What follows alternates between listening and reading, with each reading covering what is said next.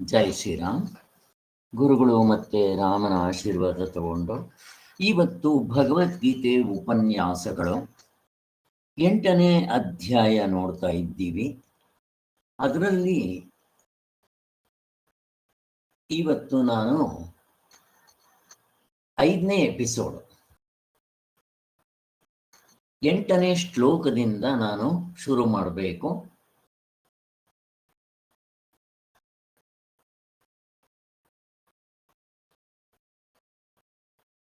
Correct. Okay, ಹಿಂದೆ ಏನಾಗಿತ್ತು ಸ್ವಲ್ಪ ಮೆಲ್ಕಾಕೊಂಡು ಹೋಗೋದಾದ್ರೆ 4ನೇ ಎಪಿಸೋಡ್ನಲ್ಲಿ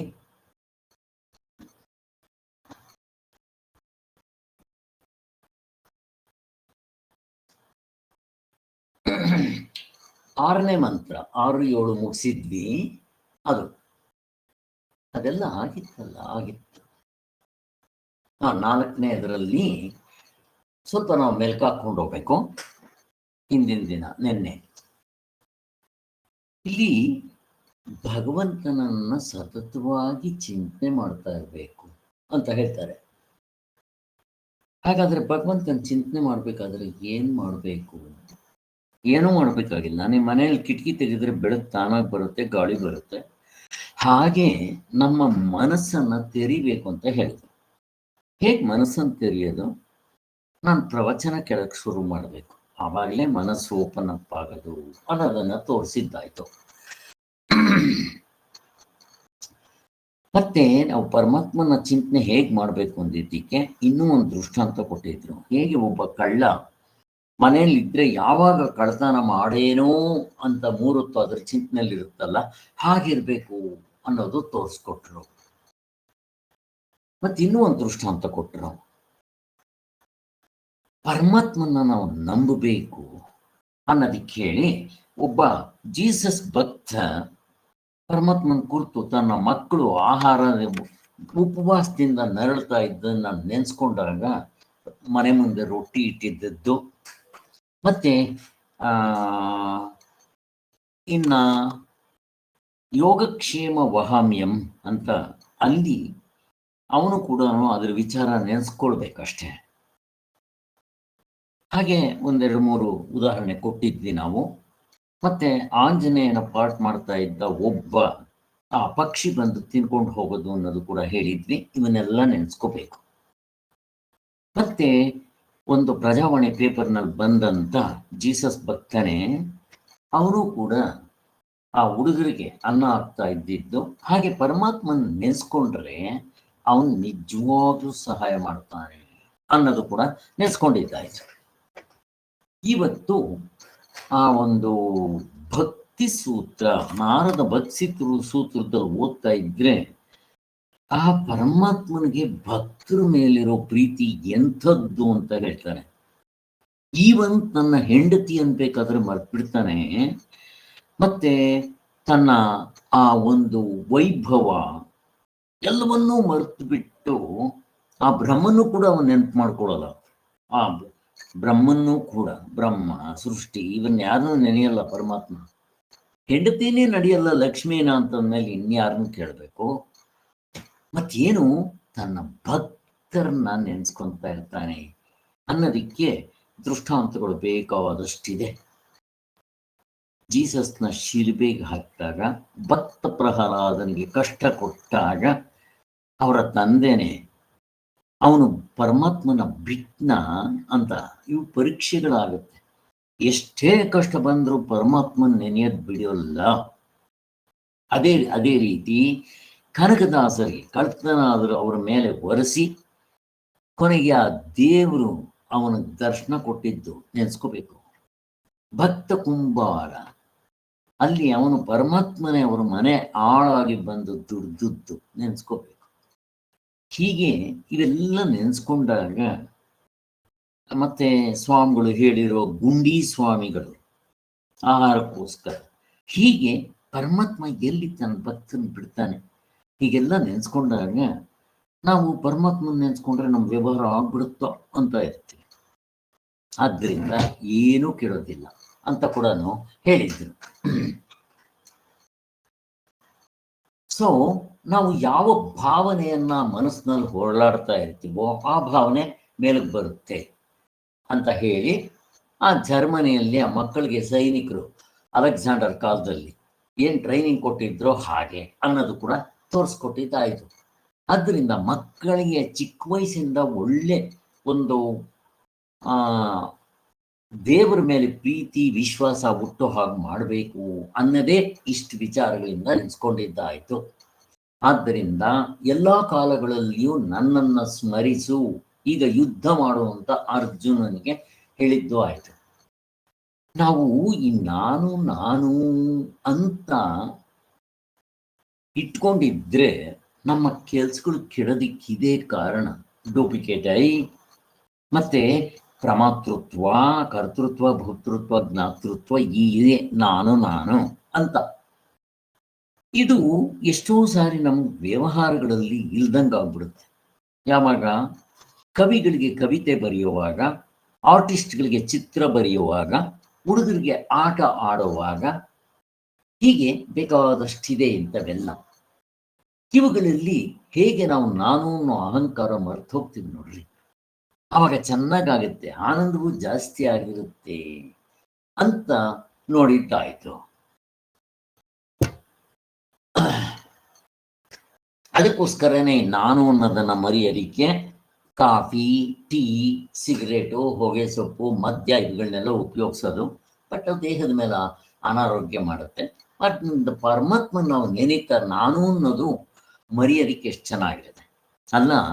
ತಾತ್ಕಾಲಿಕವಾಗಿ ನಾನು ಅನ್ನೋದನ್ನ ಮರೆತರೆ ಇಷ್ಟು ಲಾಭ ಇರಬೇಕಾದ್ರೆ ಇನ್ನು ನಿಜವಾಗ್ಲೂ ನಾವು ಸಾಧನೆ ಮಾಡಿ ನಾನು ಅಹಂಕಾರವನ್ನ ಬಿಟ್ಬಿಡ್ತೀವಲ್ವ, ಅದಾಗಿ ಎಷ್ಟು ಆನಂದ ಇರಬೇಕು ಅನ್ನೋದನ್ನು ಕೂಡ ನೋಡಿದ್ದಾಯ್ತು. ಸೊ ಇಷ್ಟು ಆಯಿತು. ಆದ್ದರಿಂದ ಒಟ್ಟಿನಲ್ಲಿ ಪರಮಾತ್ಮನ ಸ್ಮರಣೆ ಹೊಂದಿ ನಾವು ಮಾಡ್ತಾ ಇದ್ರೆ ಯಾವತ್ತೂ ಕೆಲಸ ಕೆಡೋದಿಲ್ಲ ಅನ್ನೋದು ನೋಡಿದ್ದಾಯ್ತು. ಸೊ ಅಲ್ಲಿಗೆ ಮನಸ್ಸು, ಬುದ್ಧಿ, ಚಿತ್ತ, ಅಹಂಕಾರ ಇವು ಪರಮಾತ್ಮನ ನೋಡೋಕ್ಕಾಗೋದಿಲ್ಲ. ಮತ್ತೆ ಜ್ಞಾನ ದೃಷ್ಟಿಯಿಂದ ಬೆಳಕಿನಿಂದ ನಾವು ನೋಡೋಕ್ ಸಾಧ್ಯ ಅಂತ ಕೂಡ ನೋಡಿದ್ದಾಯ್ತು.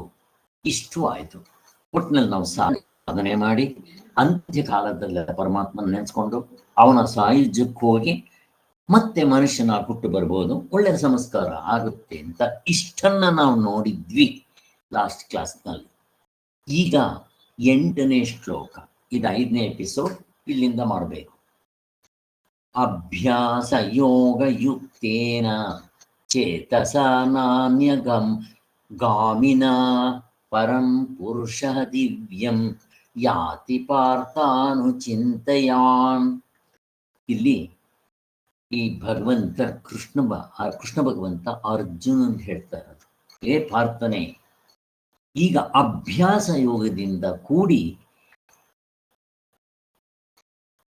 ಅದೇ ಚಿತ್ತ ಮನಸ್ಸಿನಿಂದ ಪರಮಾತ್ಮನನ್ನ ಚಿಂತನೆ ಮಾಡ್ತಾ ಇರಬೇಕು.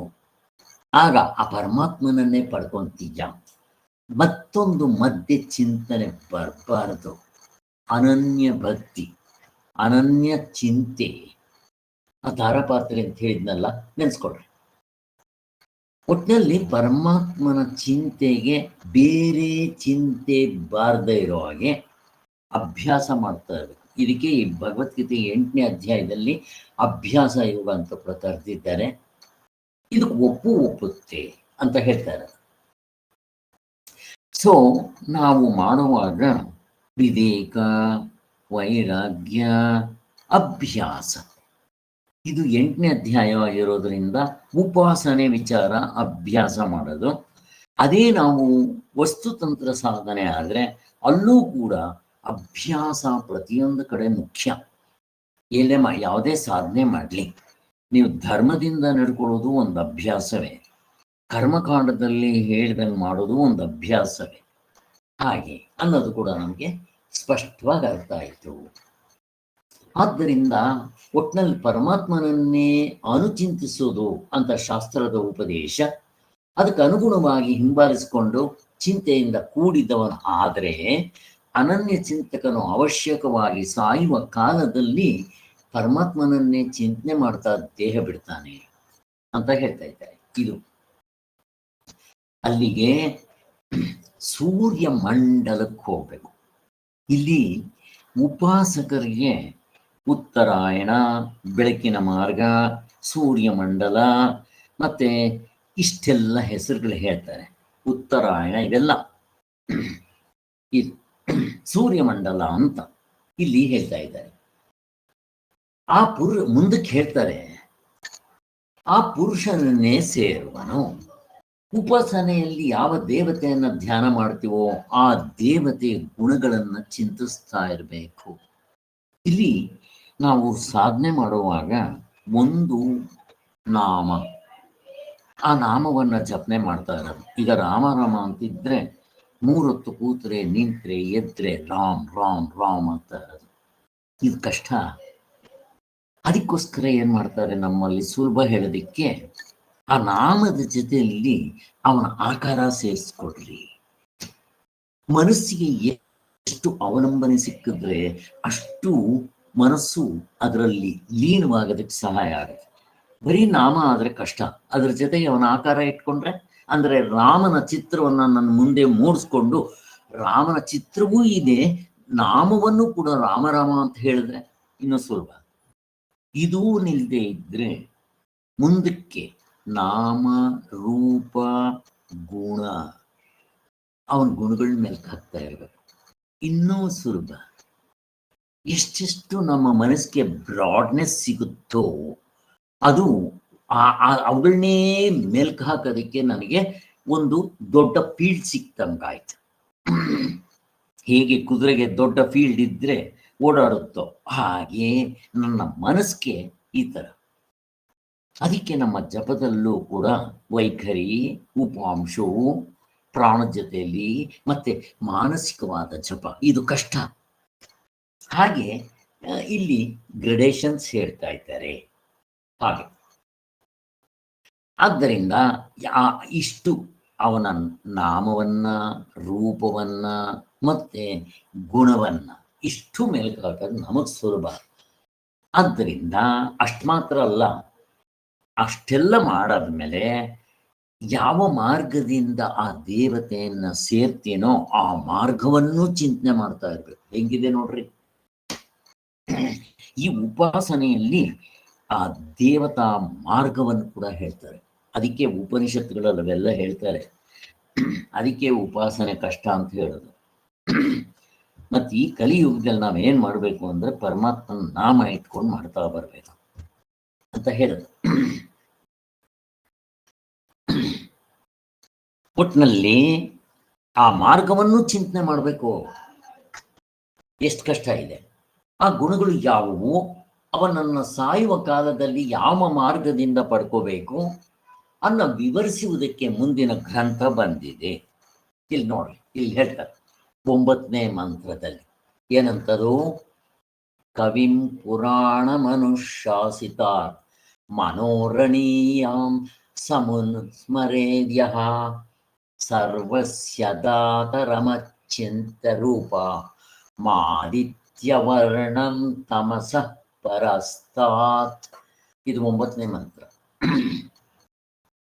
ಇಲ್ಲಿರುವ ವಿಶೇಷಣಗಳನ್ನ ಒಂದೊಂದೇ ಚಿಂತನೆ ಮಾಡ್ತಾ ಇರ್ಬೇಕು ನಾವು. ಸಾಧಕನು ಮನಸ್ಸಿಗೆ ಇವುಗಳನ್ನ ತಗೊಂತಾ ಚಿಂತನೆ ಮಾಡ್ತಾ ಇರಬೇಕು ಅಂತ ಹೇಳ್ತಾರೆ. ಪ್ರತಿಯೊಂದು ಗುಣವನ್ನ ಮನಸ್ಸಿನಲ್ಲಿ ಮೆಲ್ಕ್ ಹಾಕ್ಬೇಕು. ಇಲ್ಲಿ ಮೊದಲನೇದು ಏನು ಹೇಳಿದ್ರು, ಕವಿ ಪುರಾಣ. ಕವಿ ಅಂದ್ರೆ ಯಾರು ಅಂತ. ಈಗ ಕವಿ ಅಂತಂದ್ರೆ ಏನಪ್ಪ ನಮ್ಗೆ ಗೊತ್ತು. ಈ ಭೋಜರಾಜನ ಆಸ್ಥಾನದಲ್ಲಿ ಈ ಒಬ್ಬ ಕವಿ ಇದ್ನಲ್ಲ, ಕಾಳಿದಾಸ, ಹಾಗೆ ಅವನು ಕವಿತೆ ಬರಿತಾ ಇದ್ದಿದ್ದು. ಅವನು ದೇವರ ವರ ಬೇರೆ ಇತ್ತು, ಅದು ಬೇರೆ. ಈ ಕವಿಗಳು ಏನ್ ಮಾಡ್ತಾರೆ, ಅವರು ಏಕಾಂತದಲ್ಲಿ ಕುರ್ತು ತುಂಬಾ ದೂರದಲ್ಲಿ ಎಲ್ಲವನ್ನು ಕಲ್ಪನೆ ಮಾಡ್ಕೊಳ್ತಾರೆ ಮನಸ್ಸಿನಲ್ಲಿ. ಹಾಗೆ ಅಂದ್ರೆ ಅದು ಎಷ್ಟೇ ದೂರದಲ್ಲಿರ್ಲಿ, ಯಾವುದೇ ಕಾಲದಲ್ಲಿರ್ಲಿ, ಅವನು ಈಗ ಇಲ್ಲಿ ಅದನ್ನ ನೋಡ್ದಂಗೆ ಮನಸ್ಸಿನಲ್ಲಿ ಭಾವನೆ ಮಾಡಿಕೊಂಡು ಅವನು ಏನೇನು ಹೊಳೆಯುತ್ತೋ ಅದನ್ನ ಪೆನ್ ಹಿಡ್ಕೊಂಡು ಪೇಪರ್ ಮೇಲೆ ಮುಡಿಸ್ತಾ ಬರ್ತಾನೆ. ಇದು ಕವಿ ಮಾಡೋ ಕೆಲಸ. ಅದಕ್ಕೆ ನಾವಿವಾಗ ಏನ್ ಮಾಡಬೇಕು, ಇಲ್ಲಿ ಪರಮಾತ್ಮನೇ ಆ ಕವಿ ಅಂತ ಹೇಳ್ತಾ ಇರೋದು. ಯಾಕೆ ಪರಮಾತ್ಮನ ಕವಿ ಅಂತ ಅಂದಿದ್ದಾರೆ ಅಂತಂದ್ರೆ, ಈ ಪರಮಾತ್ಮನು ಎಷ್ಟು ದೂರ ಎಷ್ಟು ಕಾಲ ವ್ಯವಧಾನವಿದ್ರು ಈಗಲೇ ತಾನಿಲ್ಲಿದ್ದಲ್ಲೇ ನೋಡೋದು ಬರುತ್ತೆ ಅವನಿಗೆ. ಕವಿಗಾದ್ರೂ ಆ ಕಲ್ಪನೆ ಮಾಡ್ಕೋಬೇಕು, ಪರಮಾತ್ಮನಿಗೆ ಏನು ಬೇಡ. ಈ ಪರಮಾತ್ಮನ ಕವಿ ಅಂತ ಕರೀತಾರೆ. ನಾವು ಅವನ್ನೇ ಕುರಿತು ಧ್ಯಾನ ಮಾಡ್ತಾ ಇದ್ದೆ. ಯಾಕೆ ಪರಮಾತ್ಮನ ಕವಿ ಅಂತಾರೆ? ಅವನಿಗೆ ಹಿಂದಿಂದು ಈಗಿಂದು ಮುಂದಿಂದು ಎಲ್ಲವೂ ಅವನ ಮುಂದೆ ಮುಂದೆ ಚಿತ್ರ ಕಟ್ಟದಂಗೆ ಇರುತ್ತೆ, ಎಲ್ಲ ಗೊತ್ತಾಗ್ತಾ ಇರುತ್ತೆ ಅವನಿಗೆ ಅಲ್ವಾ. ಅವನಿಗೆ ಹಿಂದೆ ಏನ್ ನಡೀತು ಅಂತ ಗೊತ್ತಿಲ್ವೇನೋ. ಅರ್ಜುನನ್ಗೆ ಕೃಷ್ಣ ಭಗವಂತ ಹೇಳ್ತಾನೆ ನೋಡ್ರಿ, ನಿನಗೆ ಗೊತ್ತಿಲ್ಲ, ನನಗೆ ಹಿಂದೆ ಆಗಿರೋದೆಲ್ಲ ಗೊತ್ತಿದೆ ಅಂತ ಹೇಳಿ 4ನೇ ಅಧ್ಯಾಯದಲ್ಲಿ ನಾನು ಈ ವಿದ್ಯೆಯನ್ನ ಸೂರ್ಯನ್ಗೆ ಹೇಳಿದ್ದೆ. ಸೂರ್ಯ ತನ್ನ ಮಗನಾದ ಮನುವಿಗೆ ಹೇಳಿದ್ದ, ಅವನ ಮಗನಾದ ವಿವಸ್ವಂತವಿಗೆ ಹೇಳಿದ್ದ ಅಂತ ಹೇಳ್ತಾರೆ ನೋಡ್ರಿ. ಅಂದ್ರೆ ಪರಮಾತ್ಮನಿಗೆ ಹಿಂದಿಂದೆಲ್ಲ ನೆನಪಿರುತ್ತೆ ಅಂತ. ಹಿಂದಿಂದು ಈಗಿಂದು ಗೊತ್ತಾಗ್ತಾನೆ ಇದೆ, ಮುಂದಿಂದು ಏನಾಗುತ್ತೆ ಅಂತ ಗೊತ್ತು. ಕೃಷ್ಣನ್ ಗೊತ್ತಿಲ್ವೇನೋ ಏನಾಗುತ್ತೆ ಅಂತ. ಆದ್ರಿಂದ ಅವನು ನಿಜವಾದ ಕವಿ, ನಾನು ಅವನನ್ನೇ ಧ್ಯಾನ ಮಾಡಿದ್ರೆ ಅಂತ ಹೇಳ್ತಾ ಇದ್ದಾರೆ. ಹೀಗೆ ಆ ಪರಮಾತ್ಮನಿಗೆ ಯಾವ್ದಪ್ಪ ಮರೆ ಇದೆ? ಅವನು ಸರ್ವಜ್ಞ, ಪುರಾಣನು, ಅನಾದಿ ಕಾಲದಿಂದ ಇರೋನು. ಅವನಷ್ಟು ಪುರಾಣ, ಮತ್ತೆ ಪುರಾಣ ಅಂತ ಯಾಕೆ ಹೇಳ್ತಾರೆ ಅಂತಂದ್ರೆ ಹಿಂದಿನ ಕಾಲದಿಂದ ಇರೋನು ಅಂತ. ಇರೋದು ಅವನೇ, ಹಿಂದೆ ಇದ್ದ, ಈಗಿರ್ತಾನೆ, ಮುಂದೆನೇ ಇರ್ತಾನೆ. ಯಾರು? ಪರಮಾತ್ಮ. ಯಾವ ಪರಮಾತ್ಮ? ನನ್ನ ಗಾಢನಿದ್ರೆಲ್ತ ಅನುಭವ. ಅವನನ್ನೇ ನಾವು ಭಾವನೆ ಮಾಡ್ಕೋಬೇಕಾಗಿದೆ. ಇದು ಕರ್ತೃತಂತ್ರವಾದ ಸಾಧನೆ. 8ನೇ ಅಧ್ಯಾಯ ಎಲ್ಲ ಕರ್ತೃತಂತ್ರ ಸಾಧನೆ, ಅದನ್ನು ಹೇಳ್ತಾ ಇದ್ದಾರೆ. ಇನ್ನ ಅವನ ಇನ್ನೊಂದು ಗುಣ ಏನ್ ಗೊತ್ತಾ? ಇದು ನೋಡ್ರಿ ಎಷ್ಟು ಕಷ್ಟ ಇದೆ ಇದು. ಅಲ್ಲಿ ಅವರು ಹೇಳೋ ಉಪಾಸನೆಗೆ ಈ ತರ ನಾವು ಕಲ್ಪನೆ ಮಾಡ್ಕೋಬೇಕು ಅಂತಾರೆ. ಅನುಶಾಸಿತೃ ಅಂದ್ರೆ ಎಲ್ಲಾ ಜಗತ್ತನ್ನು ತಾನೊಬ್ಬನೇ ಆಳುವವನು. ರಾಜ ಅಲ್ವಾ ಆಳೋದು? ಹಾಗೆ ಪರಮಾತ್ಮನೇ ರಾಜ. ಈಗ ಒಬ್ಬ ರಾಜ ಎಷ್ಟು ಆಳ್ತಾನ? ಅವನ್ ಲಿಮಿಟ್ ಎಷ್ಟಿರುತ್ತೋ ಅಷ್ಟ ಆಳ್ತಾನೆ ಅಷ್ಟೇ. ಈಗ ಪ್ರಪಂಚವನ್ನೇ ಆಳ್ಬೇಕು ಅಂದ್ರೆ, ಇಲ್ಲಿ ಪ್ರಪಂಚ ಅಂದ್ರೆ ಅವ್ರು ತಗೋಬೇಕು ಅವಸ್ಥೆ ಒಳಗಡೆ ಇರೋ ಅರ್ಧ ಡಜನ್ ಏನ್ ಬಿಟ್ರಿ ಇವಾಗ. ಇನ್ನೆಲ್ಲ ಆಳ್ಬೇಕಾದ್ರೆ ಪ್ರಪಂಚ ಎಷ್ಟು ಸೂಕ್ಷ್ಮ, ಎಷ್ಟು ಇದಾಗಿರ್ಬೇಕು ಅವನ್ ರಾಜ. ಅದನ್ನು ಹೇಳ್ತಾ ಇದ್ದಾರೆ. ಸೊ ಅಂತ ಪರಮಾತ್ಮನ್ ನಾವು ಜ್ಞಾಪಕ ಮಾಡ್ಕೋಬೇಕು. ಮತ್ತೆ ಇದು ರಾಜ ಇದ್ದ ಕಡೆ ಇದ್ರೆ ಸಾಕು. ಮಂತ್ರಿ, ಪ್ರಜೆಗಳು, ಸೇನಾಧಿಪತಿಗಳು ಎಲ್ಲರೂ ತಮ್ಮ ಕೆಲಸ ಹೇಗೆ ಮಾಡ್ಕೊಂತಾರೋ ಹಾಗೆ ಪರಮಾತ್ಮನ ಇದ್ರೆ ಸಾಕು. ಅಲ್ಲಿ ಸೂರ್ಯ, ಚಂದ್ರ, ನಕ್ಷತ್ರಗಳು, ಗ್ರಹಗಳು, ಆದಿದೈವಿಕ, ಆದಿಭೌತಿಕ, ಆಧ್ಯಾತ್ಮಿಕವಾಗಿ ಎಲ್ಲರೂ ತಮ್ಮ ಕೆಲಸ ಮಾಡ್ಕೊಂಡು ಹೋಗ್ತಾ ಇರ್ತಾರೆ ಅಂತ ಹೇಳ್ತಾ ಇರೋದಿಲ್ಲಿ. ಸೂರ್ಯ ಚಂದ್ರರು ತಮ್ಮ ಸ್ಥಾನದಲ್ಲಿ ಇದ್ದುಕೊಂಡು ತಮ್ಮ ಕೆಲಸ ಮಾಡ್ಕೊಂಡು ಹೋಗ್ತಾ ಇರ್ತಾರೆ. ಈಗ ಸೂರ್ಯ ಇರ್ತಾನೆ, ಅವನು ಬೆಳಗ್ಬೇಕಾದ್ರೆ ಹಿಂಗೆ ಕ್ರಿಯೆ ಮಾಡ್ತಾನೇನೋ? ಏನಿಲ್ಲ, ಜಸ್ಟ್ ಅವನ ಪ್ರೆಸೆನ್ಸ್. ಹಾಗೆ ಚಂದ್ರರು ಅದೇ ರೀತಿ, ಸೂರ್ಯ ಚಂದ್ರರು ತಮ್ಮ ಪಥದಲ್ಲಿ ಇದ್ದುಕೊಂಡು ಅಲ್ಲಿ ಕೆಲಸ ಮಾಡ್ತಾ ಇರೋದಕ್ಕೆ ಹಿಂದೆಗಡೆ ಯಾರಿವರಿಗೆ ಪ್ರೇರಣೆ ಕೊಡೋರು, ಶಕ್ತಿ ಕೊಡೋರು ಅಂದ್ರೆ ನಮ್ಮ ಪರಮಾತ್ಮನೇ ಅಂತ ಹೇಳ್ತಾ ಇದ್ದಾರೆ. ಹೀಗೆ ಮತ್ತೆ ಅಷ್ಟು ಮಾತ್ರನಾ? ಇಲ್ಲ,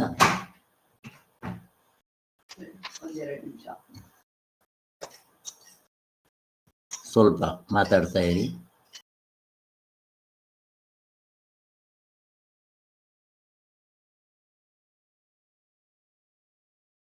ಉಪಾಸನೆಗಳು ತುಂಬಾ ಚೆನ್ನಾಗಿ ಬಂದಿದೆ. ಇದರಲ್ಲಿ ಹೆಂಗೆ ಭಾವನೆ ಮಾಡ್ಬೇಕು ಅನ್ನೋದನ್ನ ತುಂಬಾ ಚೆನ್ನಾಗಿ ಹೇಳಿದ್ದಾರೆ. ಅಭ್ಯಾಸ ಏನ್ ಮಾಡ್ಕೊಂಡಿರ್ತೀವೋ ಅದೇ ಕೊನೆಯಲ್ಲಿ ಇಲ್ಲದು ಅಂತ ತೋರಿಸಿದ್ದಾರೆ. ಹೆಂಗೆ ಮನಸ್ಸಿನಲ್ಲಿ ಆ ಭಾವನೆನ ಮಾಡ್ಕೊಬೇಕು ಅನ್ನೋದನ್ನ ತುಂಬಾ ಒಂದೊಂದು ಶ್ಲೋಕದಲ್ಲೂ ತುಂಬಾ ಚೆನ್ನಾಗಿ ಕೊಟ್ಟಿದ್ದಾರೆ ಈ ಭಗವದ್ಗೀತೆನಲ್ಲಿ. ಇದು ತುಂಬಾ ಸುಲಭ ಭಗವದ್ಗೀತೆ ಆಕ್ಚುಲ್ ಆಗಿ. ನಮ್ಗೆ ಉಪನಿಷತ್ತು ಓದಿದಾಗ ಗೊತ್ತಾಗುತ್ತೆ ಇದು ಸುಲಭ ಅಂತ. ನೀವ್ ಹೇಳಿ, ನಾನು ಹೇಳ್ತಾನೆ ಇದ್ದೀನಿ. ಮೀನಾ,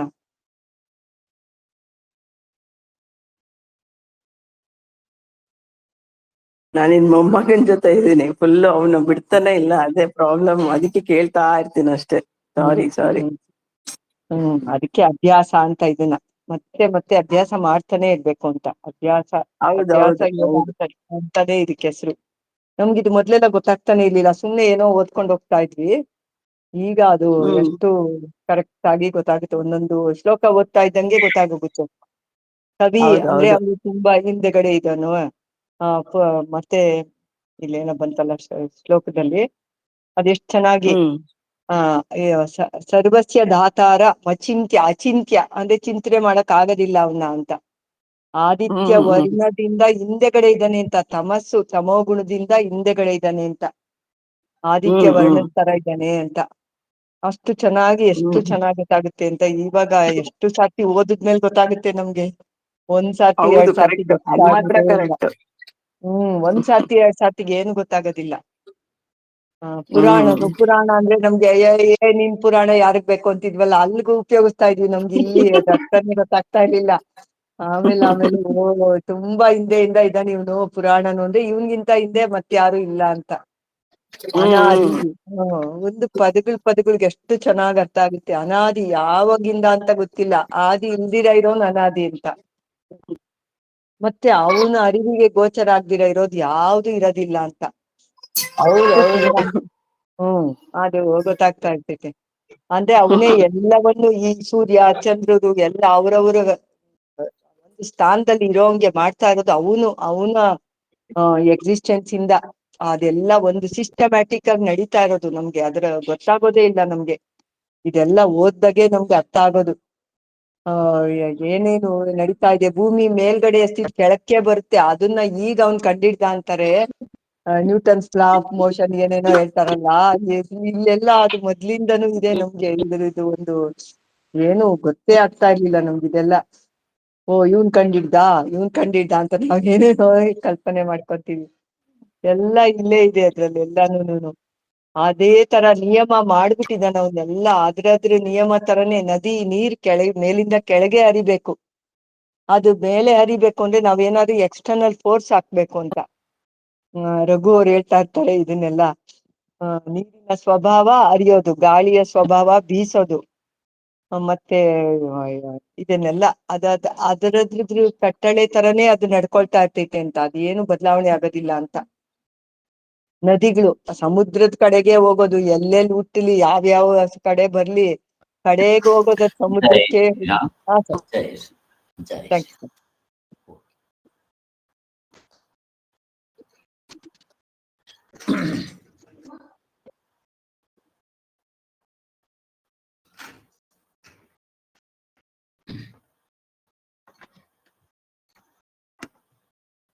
ಆದ್ದರಿಂದ ಇಲ್ಲಿ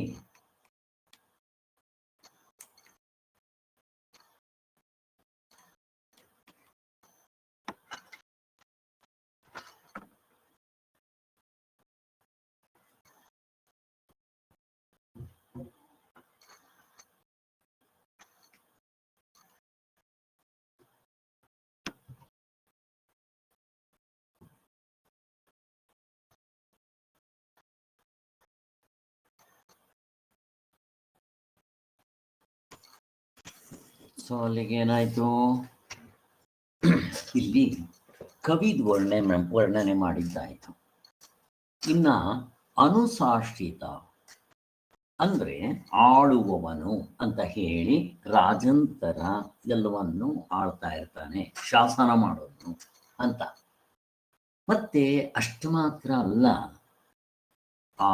ಆ ಅವಸ್ಥೆ ಒಳಗಡೆ ಇರೋ ಅರ್ಧ ಡಜನ್ ಅವನ ನಿಯಮದಂತೆಯೇ ನಡ್ಕೊಂಡು ಹೋಗ್ತಾರೆ. ಸೃಷ್ಟಿ ಸ್ಥಿತಿ ಲಯ, ಹುಟ್ಟು ಸಾವು ಪ್ರತಿಯೊಬ್ಬೊಂದು ಅವನ ಕಟ್ಟಳೆ, ಅವನ ರೂಲ್ಸ್ ಅಂಡ್ ರೆಗ್ಯುಲೇಷನ್ ಪ್ರಕಾರನೇ ಹೋಗ್ಬೇಕು, ಬೇರೆ ದಾರಿ ಇಲ್ಲ. ನಾವು ಮಾಡಿರೋ ಕರ್ಮ ಫಲಗಳಿಗೆ ಆಯಾ ಕರ್ಮಕ್ಕೆ ತಕ್ಕಂತೆ ಫಲ ಕೊಡುವನು ಅವನೇ, ಎಲ್ಲ ಒಟ್ಟಿನಲ್ಲಿ ಅಂತ ಹೇಳ್ತಾ ಇದ್ದಾರೆ. ಇಲ್ಲಿ ಭೂಮಿ ಅಂತರಿಕ್ಷ, ಅದಕ್ಕೋಸ್ಕರನೇ ಖಗೋಳ ಭೂಗೋಳ. ಭೂಗೋಳ ಅಂದ್ರೆ ಮೇಲ್ಗಡೆದು, ಭೂಗೋಳ ಅಂದ್ರೆ ಕೆಳಗಡೆದು ಭೂಮಿ, ಖಗೋಳ ಅಂದ್ರೆ ಮೇಲ್ಗಡೆ. ಬಟ್ ಇವೆರಡೇ ಹೇಳಿದ್ರೆ ಆಗಲ್ಲ. ನಾವು ಹೇಳೋದು ಅವಸ್ಥೆ ಒಳಗಡೆದು ಅರ್ಧ ಡಜನ್ ಎಲ್ಲ ಸೇರ್ಕೊಂಡ್ಬಿಡ್ತಾರೆ. ಅಲ್ಲಿ ಆಕಾಶದಲ್ಲಿ ಏನೇನಿದೆಯೋ 9 ಗ್ರಹಗಳು, ಇದು ತುಂಬಾ ಬ್ರಾಡ್. ಅವುಗಳನ್ನೂ ಕೂಡ ಪರಮಾತ್ಮನೇ ಹ್ಯಾಂಡಲ್ ಮಾಡ್ತಾ ಇರೋದು. ಅವನ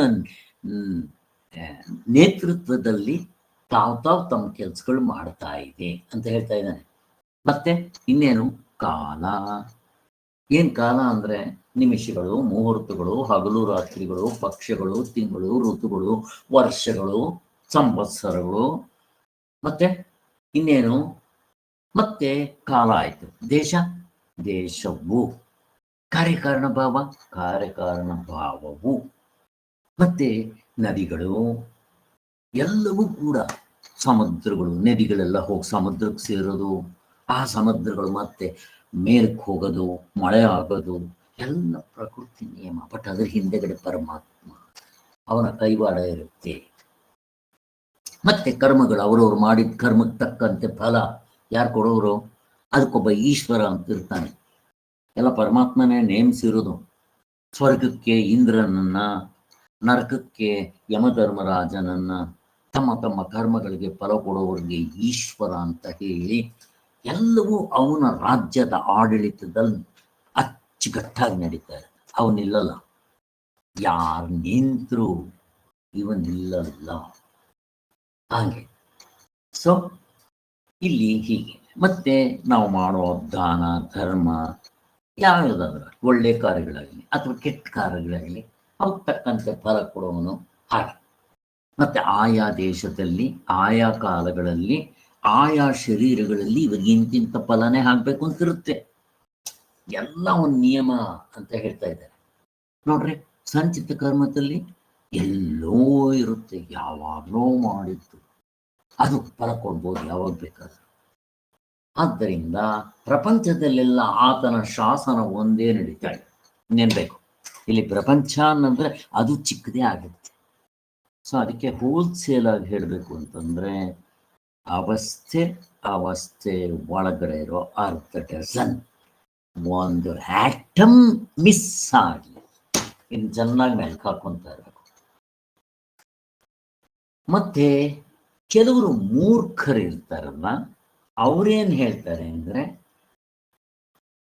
ನಮ್ಮನ್ನ ಆಡ್ಕೊಂತ ಇರ್ತಾರೆ. ಯಾಕೆ?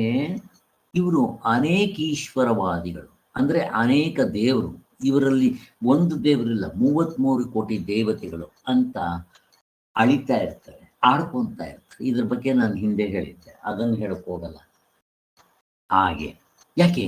ಅವ್ರಿಗೆ ಗೊತ್ತಿಲ್ಲ, ಆದ್ರಿಂದ ಹೀಗೆ ಹೇಳ್ತಾ ಇರ್ತಾರೆ. ಆಮೇಲೆ ನಮ್ಮಲ್ಲಿ ಅದ್ರ ವಿಚಾರ ಬಂದಾಗ 33 ಕೋಟಿ ದೇವತೆಗಳು ಅಂತ ಕೇಳಿ ಯಾಜ್ಞವಲ್ಕರು ಸಮಾಜವಾಗಿದ್ದು ಹೇಳಿದೆ. ಕೊನೆಗೆ ಅವನು 33 ಅಂತ ಬರ್ತಾನೆ. 33 ಅಂದ್ರೆ ಏನು ಅಂತಂದ್ರೆ 3 ಅಂತ ಹೇಳ್ತಾನೆ. 3 ಅಂದ್ರೆ ಏನು ಅಂದ್ರೆ 1.5 ಅಂತಾನೆ, ಆಮೇಲೆ 1 ಅಂತಾನೆ.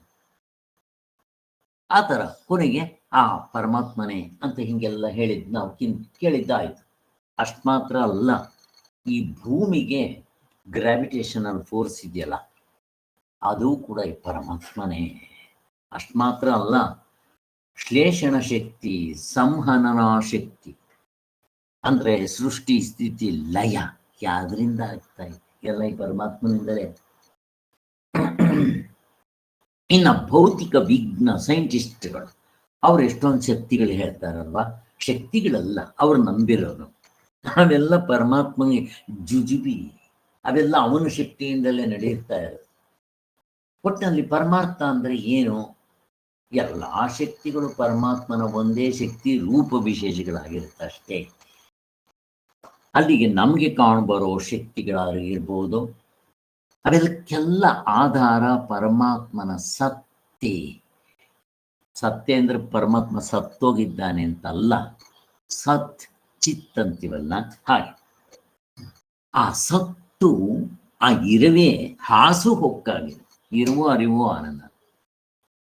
ಇದನ್ನ ವೈಶೇಷಿಕರು ಹಾಗೆ ಹೇಳ್ತಾರೆ. ಅವರು ಅದರಲ್ಲಿ ಸತ್ತ ಸಾಮಾನ್ಯ ಅಂತಾರೆ. ಅದು ಎಲ್ಲಾದ್ರಲ್ಲೂ ಹಾಸೋಕ್ಕಾಗಿದೆ ಅಂತಾರೆ. ಅನಾತ್ಮ ತಗೊಂಡ್ಬಂದು ಹಾಸೋಕ್ಕಾಗಿದೆ ಅಂತಾರೆ ದಡ್ರು. ನಾವು ಹೇಳೋದು ಪರಮಾತ್ಮನ ಸತ್ತೇ ಹಾಸೋಕ್ಕಾಗಿದೆ. ಸತ್ತು ಇರವು ಅರಿವು ಆನಂದ, ಸತ್ಯಂ ಜ್ಞಾನಂ ಆನಂದಂ, ಅದು ಹಾಸು ಹೊಕ್ಕಾಗಿದೆ ಅಂತೀವಿ. ಇಷ್ಟು ನಮಗೂ ಅವ್ರಿಗೂ ವ್ಯತ್ಯಾಸ ಬಿಡಿ. ಅವ್ರು ಅನಾತ್ಮನ ಹೇಳ್ತಾರೆ, ನಾವು ಆತ್ಮನ ಹೇಳ್ತೀವಿ. ಇಷ್ಟೇ. ಆತ್ಮನ ಹೇಳಿದ್ರೆ ಸರಿಯಾಗಿ ಹೊಂದುತ್ತೆ ಅಂತ. ಅಲ್ಲಿಗೆ ಕಾರಣವಾಗಲಿ ಕಾರ್ಯವಾಗಲಿ ದೃಶ್ಯವಾಗಲಿ ಪ್ರತಿಯೊಂದು ದ್ವಂದ್ವಗಳು ಅಂತ ಏನು ಹೇಳ್ತೀರೋ ಅವೆಲ್ಲವೂ ಪರಮಾತ್ಮನ ಅಧೀನದಲ್ಲೇ. ಇನ್ನ ಅಣುವಿಗೂ ಅಣು ಅಂತಾರೆ ಪರಮಾತ್ಮನ. ಯಾಕೆ? ಅವನು ಅತ್ಯಂತ ಸೂಕ್ಷ್ಮನು. ಮನಸ್ಸು ಕೂಡ ಅವನ ವಿಷಯವಲ್ಲ. ಮನಸ್ಸಿಗೆ ಸಿಗ್ತಾನ ಅವನು. ಮೊನ್ನೆ ನಾವು ಇದರಲ್ಲಿ ನೋಡಿದ್ವಿ, ಸರ್ವಸಮ್ಮತೋಪದೇಶಗಳಲ್ಲಿ ನಮ್ಗಿರೋದೇ 19 ಮುಖಗಳು. ಅದರಲ್ಲಿ ಕರ್ಮೇಂದ್ರಿಯಗಳಿಗೆ ಸಿಗ್ತಾನ. ಅತ್ಯಂತ ಸೂಕ್ಷ್ಮ ಅಂತಂದ್ರೆ ಹೀಗೆ. ಜ್ಞಾನೇಂದ್ರಿಯಗಳಿಗೆ ಸಿಗ್ತಾನ. ಹೋಗ್ಲಿ ಅಂತಃಕರಣವಾದ ಮನಸ್ಸು ಬುದ್ಧಿ ಚಿತ್ತ ಅಹಂಕಾರಕ್ಕೆ ಸಿಗ್ತಾನ, ಸಿಗೋದಿಲ್ಲ. ಹೋಗ್ಲಿ ಪ್ರಾಣಗಳು ಮುಟ್ಟುತ್ತಾ, ಅದು ಇಲ್ಲ ಅಂತ ಹೇಳಿ ಮತ್ತೆ ಯಾವುದಕ್ಕೆ ಸಿಗುತ್ತೆ ಅಂತ ಕೇಳಿದಾಗ ಯಾವುದಕ್ಕೆ ಸಿಗುತ್ತೆ? ಇವು ಯಾವುದಕ್ಕೂ ಸಿಗೋದಿಲ್ಲ. ಹೊರಗಡೆ ಇರೋ ಪ್ರತ್ಯಕ್ಷ ಅನುಮಾನ ಶಬ್ದ ತಿಳಿಸ್ಕೊಡುತ್ತೆ, ಇದಕ್ಕೂ ಸಿಗೋದಿಲ್ಲ. ಇನ್ನ ನಮ್ಗಿರೋ ಇವು ಇಂದ್ರಿಯ ಅನುಭವ ವೇದನ ಅನುಭವ ಅದಕ್ಕೂ ಸಿಗೋಲ್ಲ. ಮತ್ತೆ ಪರಮಾತ್ಮ ಯಾವುದಕ್ಕೆ ಸಿಗ್ತಾನಪ್ಪ? ಪ್ರಶ್ನೆ ಕೇಳಿ. ನೇರಾದ ಅನುಭವ ಸರ್, ಸಾರ್ವತ್ರಿಕ ಪೂರ್ಣ ಅನುಭವ. ನೇರಾದ ಅನುಭವ ಅದಕ್ಕೆ ಯಾಕೆ ಸಿಗಲ್ಲ? ಮೊನ್ನೆ ನೋಡಿದ್ವಲ್ಲ. ಹಾಗೆ ಚಿಂತನೆ ಮಾಡ್ಬೇಕು ನಾವು. ಸೊ ಅತ್ಯಂತ ಸೂಕ್ಷ್ಮ ಅಂದ್ರೆ ನೀವು ಈ ಪ್ರಪಂಚದಲ್ಲಿರೋ ವಸ್ತುಗಳು ನೋಡೋದಿಕ್ಕೆ ಅದು ಸರಿ. ಪ್ರಪಂಚದಲ್ಲಿ ಎಷ್ಟೇ ಸೂಕ್ಷ್ಮವಾಗಿರಲಿ ಅದು ನೋಡೋದಿಕ್ಕೆ ಈ 19 ಮುಖಗಳು ಸರಿ. ಅದಕ್ಕೆ ಇನ್ನೂ ಸ್ವಲ್ಪ ಎಕ್ಸ್ಟ್ರಾ ಇನ್ಸ್ಟ್ರೂಮೆಂಟ್ಸ್ ಇಟ್ಕೋಬಹುದು ನೀವು. ಟೆಲಿಸ್ಕೋಪು, ಮೈಕ್ರೋಸ್ಕೋಪು, ಸ್ಟೆಥೋಸ್ಕೋಪು ಹೀಗೆ. ಬಟ್ ಈ ಪರಮಾತ್ಮ ಯಾವ ಇನ್ಸ್ಟ್ರೂಮೆಂಟ್ಗೆ ಸಿಗ್ತಾನೆ? ನಿಮ್ಮ ದೇವರು ಕೊಟ್ಟಿರೋ ಇನ್ಸ್ಟ್ರೂಮೆಂಟ್ಗೆ ಸಿಗದೆ ಇದ್ದಾಗ ಸೈಂಟಿಸ್ಟ್ಗಳು ಕಂಡು ಹಿಡಿದಿರೋ ಇನ್ಸ್ಟ್ರೂಮೆಂಟ್ಗೆ ಎಲ್ಲಿ ಸಿಗ್ತಾನೆ? ಸಿಗೋಲ್ಲ ಅಂತ ಹೇಳಿತ್ತು. ಆದ್ದರಿಂದ ಅವನು ಅಣುವಿಗೂ ಅಣು ಅಂತ ಹೇಳ್ತಾ ಇದ್ದಾರೆ.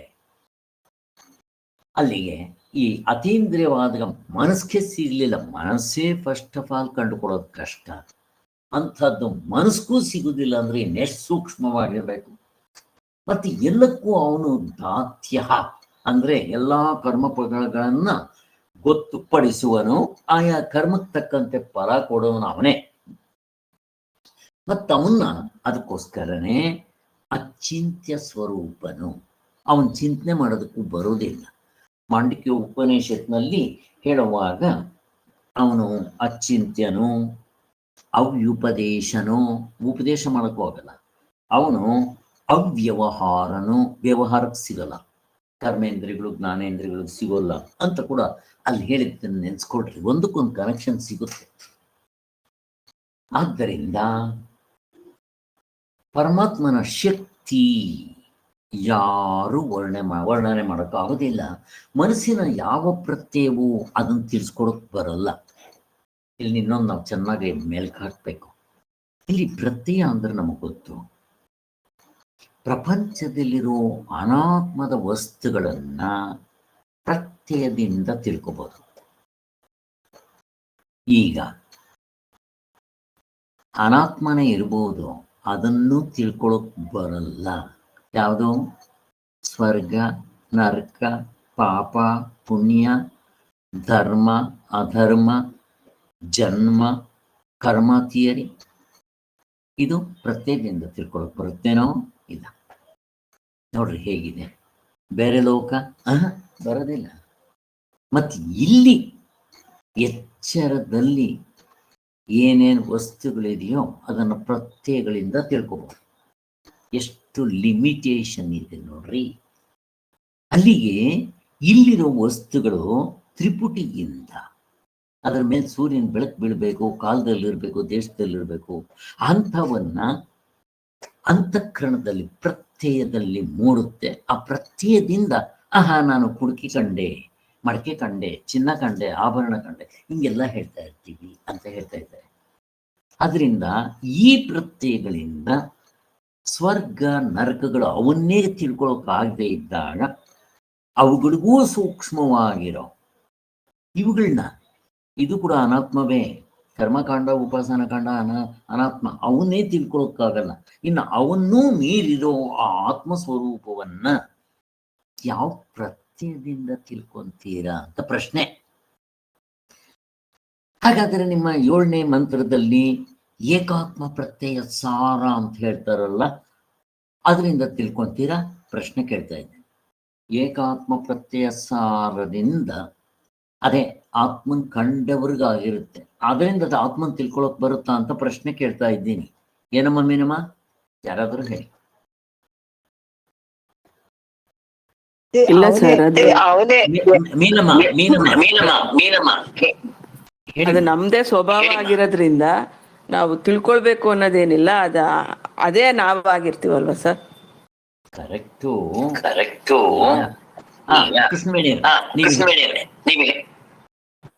ಸರ್, ಏಕಾತ್ಮ ಪ್ರತ್ಯಯ ಸಾರ ಅಂದ್ರೆ ಅವನೇ ಅದೇ ಅಂತ ಗೊತ್ತಾಗೋಗ್ಬಿಡುತ್ತೆ ಸರ್. ಎಲ್ಲದ್ರಲ್ಲೂ ಅವನೇ ಇರೋದು, ಆತ್ಮನೇ ಎಲ್ಲದನ್ನು ಬೆಳಗ್ತಾ ಇದ್ದಾನೆ ಅಂತ. ಅದು ಏಕಾತ್ಮ ಪ್ರತ್ಯಯ ಸಾರ ಆ ಜ್ಞಾನಿಗಳಿಗೆ ಮಾತ್ರ ಆಗಿರುತ್ತೆ ಸರ್. ನಾವು ವಿಷಯ ಮಾತ್ರ ತಿಳ್ಕೊತಾ ಇದೀವಿ ಸರ್. ಸರಿ, ನನ್ನ ಪ್ರಶ್ನೆ ಏಕಾತ್ಮ ಪ್ರತ್ಯಯ ಸಾರ ಆತ್ಮನ್ ನೋಡೋಕ್ಕಾಗುತ್ತಾ ಅಂತ ಪ್ರಶ್ನೆ. ಸರ್, ಆಗುತ್ತೆ ಸರ್. ಆಗೋದಿಲ್ಲ. ಆಗತ್ತಾ? ಆ ಏಕಾತ್ಮ ಪ್ರತ್ಯಯ ಸಾರ ಎಲ್ಲಿರುತ್ತೆ? ಆತ್ಮಂದೇ. ಅಂತಃಕರಣದಲ್ಲಿ ಆತ್ಮನಿಂದಲೇ ತಿಳ್ಕೊಬೇಕು ಸರ್, ಬೇರೆ ದಾರಿನೇ ಇಲ್ಲ. ಅದು ಸರಿ. ಮತ್ತೆ ಈಗ ಏಕಾತ್ಮ ಪ್ರತ್ಯಯ ಸಾರ ಅಂತಂದ್ರೆ ಬ್ರಹ್ಮಜ್ಞಾನಿಗಳಿಗೆ ಮಾತ್ರ ಮೂಡಿರುತ್ತೆ. ಅದಕ್ಕೆ ಅವನು ಬ್ರಹ್ಮಜ್ಞಾನಿ, ಅವನಿಗೆ ಮಾತ್ರ ಗೊತ್ತಿರುತ್ತೆ. ಈಗ ಅದು ಆತ್ಮನ್ ನೋಡಕ್ ಬರುತ್ತೆ ಅಂದ್ರಿ? ಇಲ್ಲ, ಅದಕ್ಕೂ ನೋಡಕ್ಕಾಗಲ್ಲ. ಈಗ ನನಗೆ ಅವಿದ್ಯೆ ಇದೆ, ಜ್ಞಾನ ಆಯಿತು ಅನ್ನದೇ ವ್ಯವಹಾರದಲ್ಲಿ ಅನಾತ್ಮದಲ್ಲಿದೆ. ಚೆನ್ನಾಗಿ ಅರ್ಥ ಮಾಡ್ಕೋಬೇಕು. ಆದ್ದರಿಂದ ಏಕಾತ್ಮ ಪ್ರತ್ಯಯ ಸಾರ ಅನ್ನೋದು ಏನ್ ಸರ್? ಹಂಗಾದ್ರೆ ಅವ್ರಿಗೆ ಆಗಿರುತ್ತೆ ಅಂತಃಕರಣದಲ್ಲಿ. ಅದು ವ್ಯವಹಾರ ದೃಷ್ಟಿಯಿಂದ ಹೇಳೋದು, ಪಾರಮಾರ್ಥ ದೃಷ್ಟಿಯಿಂದ ಕೇಳ್ರಿ. ಯಾವುದದು ಏಕಾತ್ಮ ಪ್ರತ್ಯಯ ಸಾರ ಅಂತಃಕರಣದಲ್ಲಿ ಮೂಡಿದ್ರೆ ಮತ್ತೆ ಅಂತಃಕರಣದಿಂದ ಹೆಂಗ್ ನೋಡೋಕ್ಕಾಗತ್ತೆ? ಆಗೋದಿಲ್ಲ. ಅದಕ್ಕೋಸ್ಕರ ಒಂದು ದೃಷ್ಟಾಂತ ಕೊಡ್ತಾರೆ. ಸೂರ್ಯ ಇದ್ದಾನೆ, ಮೋಡ ಮುಚ್ಕೊಂಡಿದೆ. ಈಗ ಯಾರನ್ನೇ ಕೇಳಿದ್ರು ಸೂರ್ಯ ಕಾಣೋದಿಲ್ಲ, ಮೋಡ ಮುಚ್ಕೊಂಡಿದೆ ಅಂತ ಹೇಳ್ತೀವಿ. ಈಗ ಸೂರ್ಯ ಕಾಣೋದಿಲ್ಲ, ಮೋಡ ಮುಚ್ಚಿದೆ ಅಂತ ಯಾವ ಬೆಳಕಿನಿಂದ ನೋಡ್ತೀರಾ? ಸೂರ್ಯನ ಬೆಳಕೆ ಸರ್. ಆದ್ದರಿಂದ ಆ ಮೋಡ ಸೂರ್ಯ ನೋಡಕ್ ಬರೋದಿಲ್ಲ, ಮುಚ್ಚಿದ್ದಿರ್ಬೋದು. ಹಾಗೆ ಈ ಏಕಾತ್ಮ ಪ್ರತ್ಯಯ ಸಾರ ಆತ್ಮ ನೋಡಕ್ ಬರೋದು ಅಂತ ಕೊಡ್ತಾರೆ. ಆತ್ಮನಿಂದಲೇ ಆ ಏಕಾತ್ಮ ಪ್ರತ್ಯಯ ಸಾರ ಬೆಳಗ್ಬೇಕು ಒಟ್ಟಿನಲ್ಲಿ. ಅಂದ್ರೆ ಪ್ರಪಂಚದ ವಿಷಯಗಳು ನೋಡ್ಬೇಕಾದ್ರೆ ಪ್ರತ್ಯೇಕ ಮೂಲಕ ನೋಡ್ತೀವಿ. ಅಲ್ಲಿ ಪ್ರತ್ಯೇಕದಲ್ಲಿ ಮೂಡಿದ್ರೇನೆ ಆತ್ಮ ಆ ವಸ್ತು ಕಂಡೆ ಅಂತ ಹೇಳೋದು. ಹಾಗೆ ಇದು ವ್ಯವಹಾರ ದೃಷ್ಟಿಯಿಂದ ಹೇಳೋದು. ಅದಕ್ಕೆ ವಿದ್ಯಾ ಅವಿದ್ಯೆಯ ಅನಾತ್ಮದಲ್ಲಿದೆ, ವ್ಯವಹಾರದಲ್ಲಿದೆ. ಪಾರಮಾರ್ಥದಲ್ಲಿ ಕೇಳ್ರಿ, ಅಡ್ರೆಸ್ ಇಲ್ಲ. ಸೂರ್ಯನ ಬೆಳಕು ಸೂರ್ಯನ ಹತ್ರ ಹೋಗಿ ಕಚ್ಚೆ ಅಂತ ಕೇಳಿದ್ರೆ ಏನ್ ಹೇಳ್ತಾನೆ? ಈಗ ಆತ್ಮನಲ್ಲಿ ಜ್ಞಾನ ಅಜ್ಞಾನ ಹೇಳ್ರಿ ನಾವು. ಅವನು ಯಾವಾಗಲೂ ಜ್ಞಾನ ಸ್ವರೂಪ, ಅರಿವಿನ ಸ್ವರೂಪ. ಅವನಲ್ಲಿ ಅಜ್ಞಾನ ಅಂತ ಹೇಳಕ್ಕಾಗುತ್ತೇನೋ? ಆತ್ಮನಲ್ಲಿದೆಯಾ ಅಜ್ಞಾನ? ಇಲ್ಲ. ಹೋಗ್ಲಿ, ಜೀವಪ್ಪನಲ್ಲಿದೆಯಾ? ಅವನಲ್ಲೂ ಇಲ್ಲ. ಯಾಕೆ? ಅವನು ಹುಡುಕಿದರೆ ಸಿಗುವುದಿಲ್ಲ. ಎಷ್ಟು ಕಷ್ಟ ಇದೆ ನೋಡ್ರಿ. ಆತ್ಮನಲ್ಲಿ ಇಲ್ಲ, ಜೀವತ್ನಲ್ಲಿ ಇಲ್ಲ, ಮತ್ತೆ ಎಲ್ಲಿದೆ ಅಂತಂದಾಗ ಎಲ್ಲೂ ಇಲ್ಲ ಅಂತಂತಾರೆ ಶಂಕರಾಚಾರ್ಯ. ಅವಾಗ ಅಯ್ಯಯ್ಯೋ ನನಗೆ ದುಃಖ ಇದೆ ಸ್ವಾಮಿ, ಹಾಗಾದ್ರೆ ನಿನ್ಗಿದೆ ಅಂತ ಆಯ್ತು, ನೀನು ಬಿಡಿಸ್ಕೋ ಅದನ್ನು. ಅಂದ್ರೆ ಜೀವಪ್ಪನೇ ಬಿಡಿಸ್ಕೋಬೇಕು. ಅಲ್ಲಿಗೆ ಒಂದು ಸಾರಿ ಅದು ಮುಕ್ತನಾಗ್ಬಿಟ್ಮೇಲೆ ಅದು ಯಾವುದು ಇರೋದಿಲ್ಲ ಅಂತ ಗೊತ್ತಾಗುತ್ತೆ. ವ್ಯವಹಾರ ದೃಷ್ಟಿಯಿಂದ ಈಗ ತೋರ್ತಾ ಇರುತ್ತೆ, ಪಾರಮಾರ್ಥ ದೃಷ್ಟಿಯಿಂದ ಅವಕ್ಕೆ ಬೆಲೆನೇ ಇಲ್ಲ. ಇಷ್ಟ ಅರ್ಥ ಮಾಡ್ಕೊಡ್ರಿ. ಅದನ್ನು ಹೇಳ್ತಾ ಇದ್ದಾರೆ ಇಲ್ಲಿ.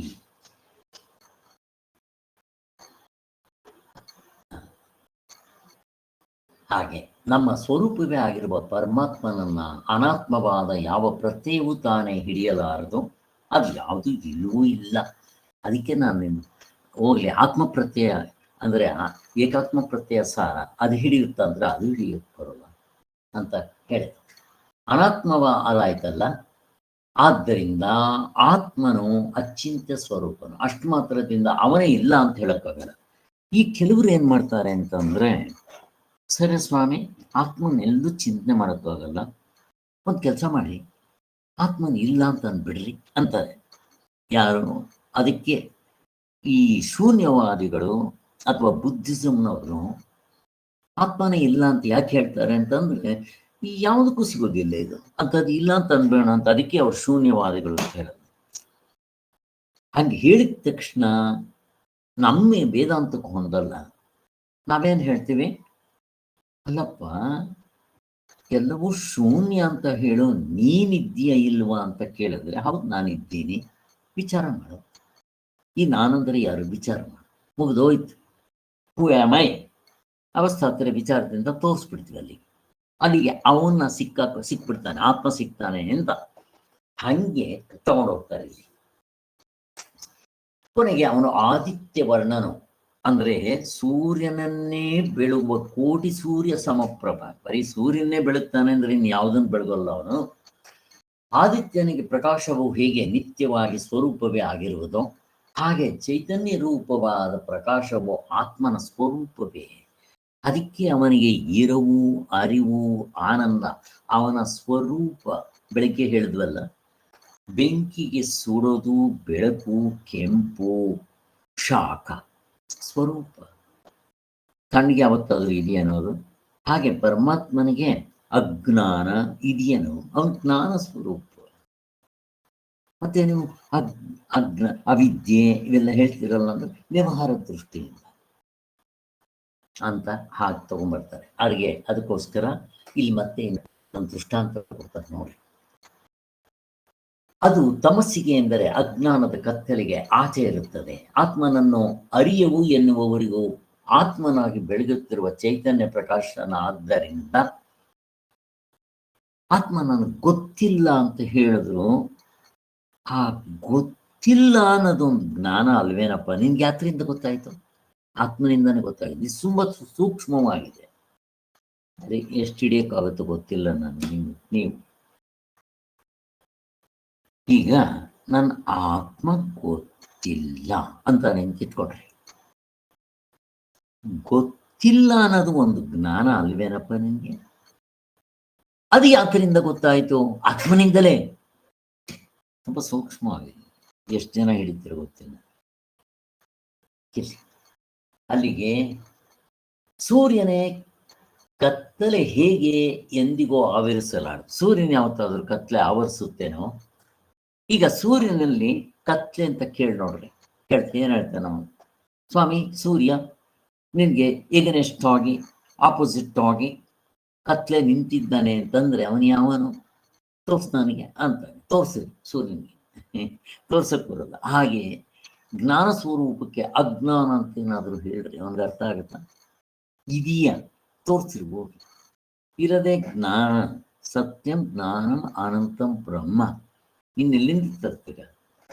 ಹೇಗೆ ಸೂರ್ಯನಿಗೆ ಕತ್ಲೆ ತರಕ್ಕಾಗಲ್ವೋ ಹಾಗೆ ಅದನ್ನು ಹೇಳ್ತಾ ಇದ್ದಾರೆ. ಆತ್ಮನಲ್ಲಿ ಯಾವ ಅಜ್ಞಾನವೂ ಇರೋದಿಲ್ಲ.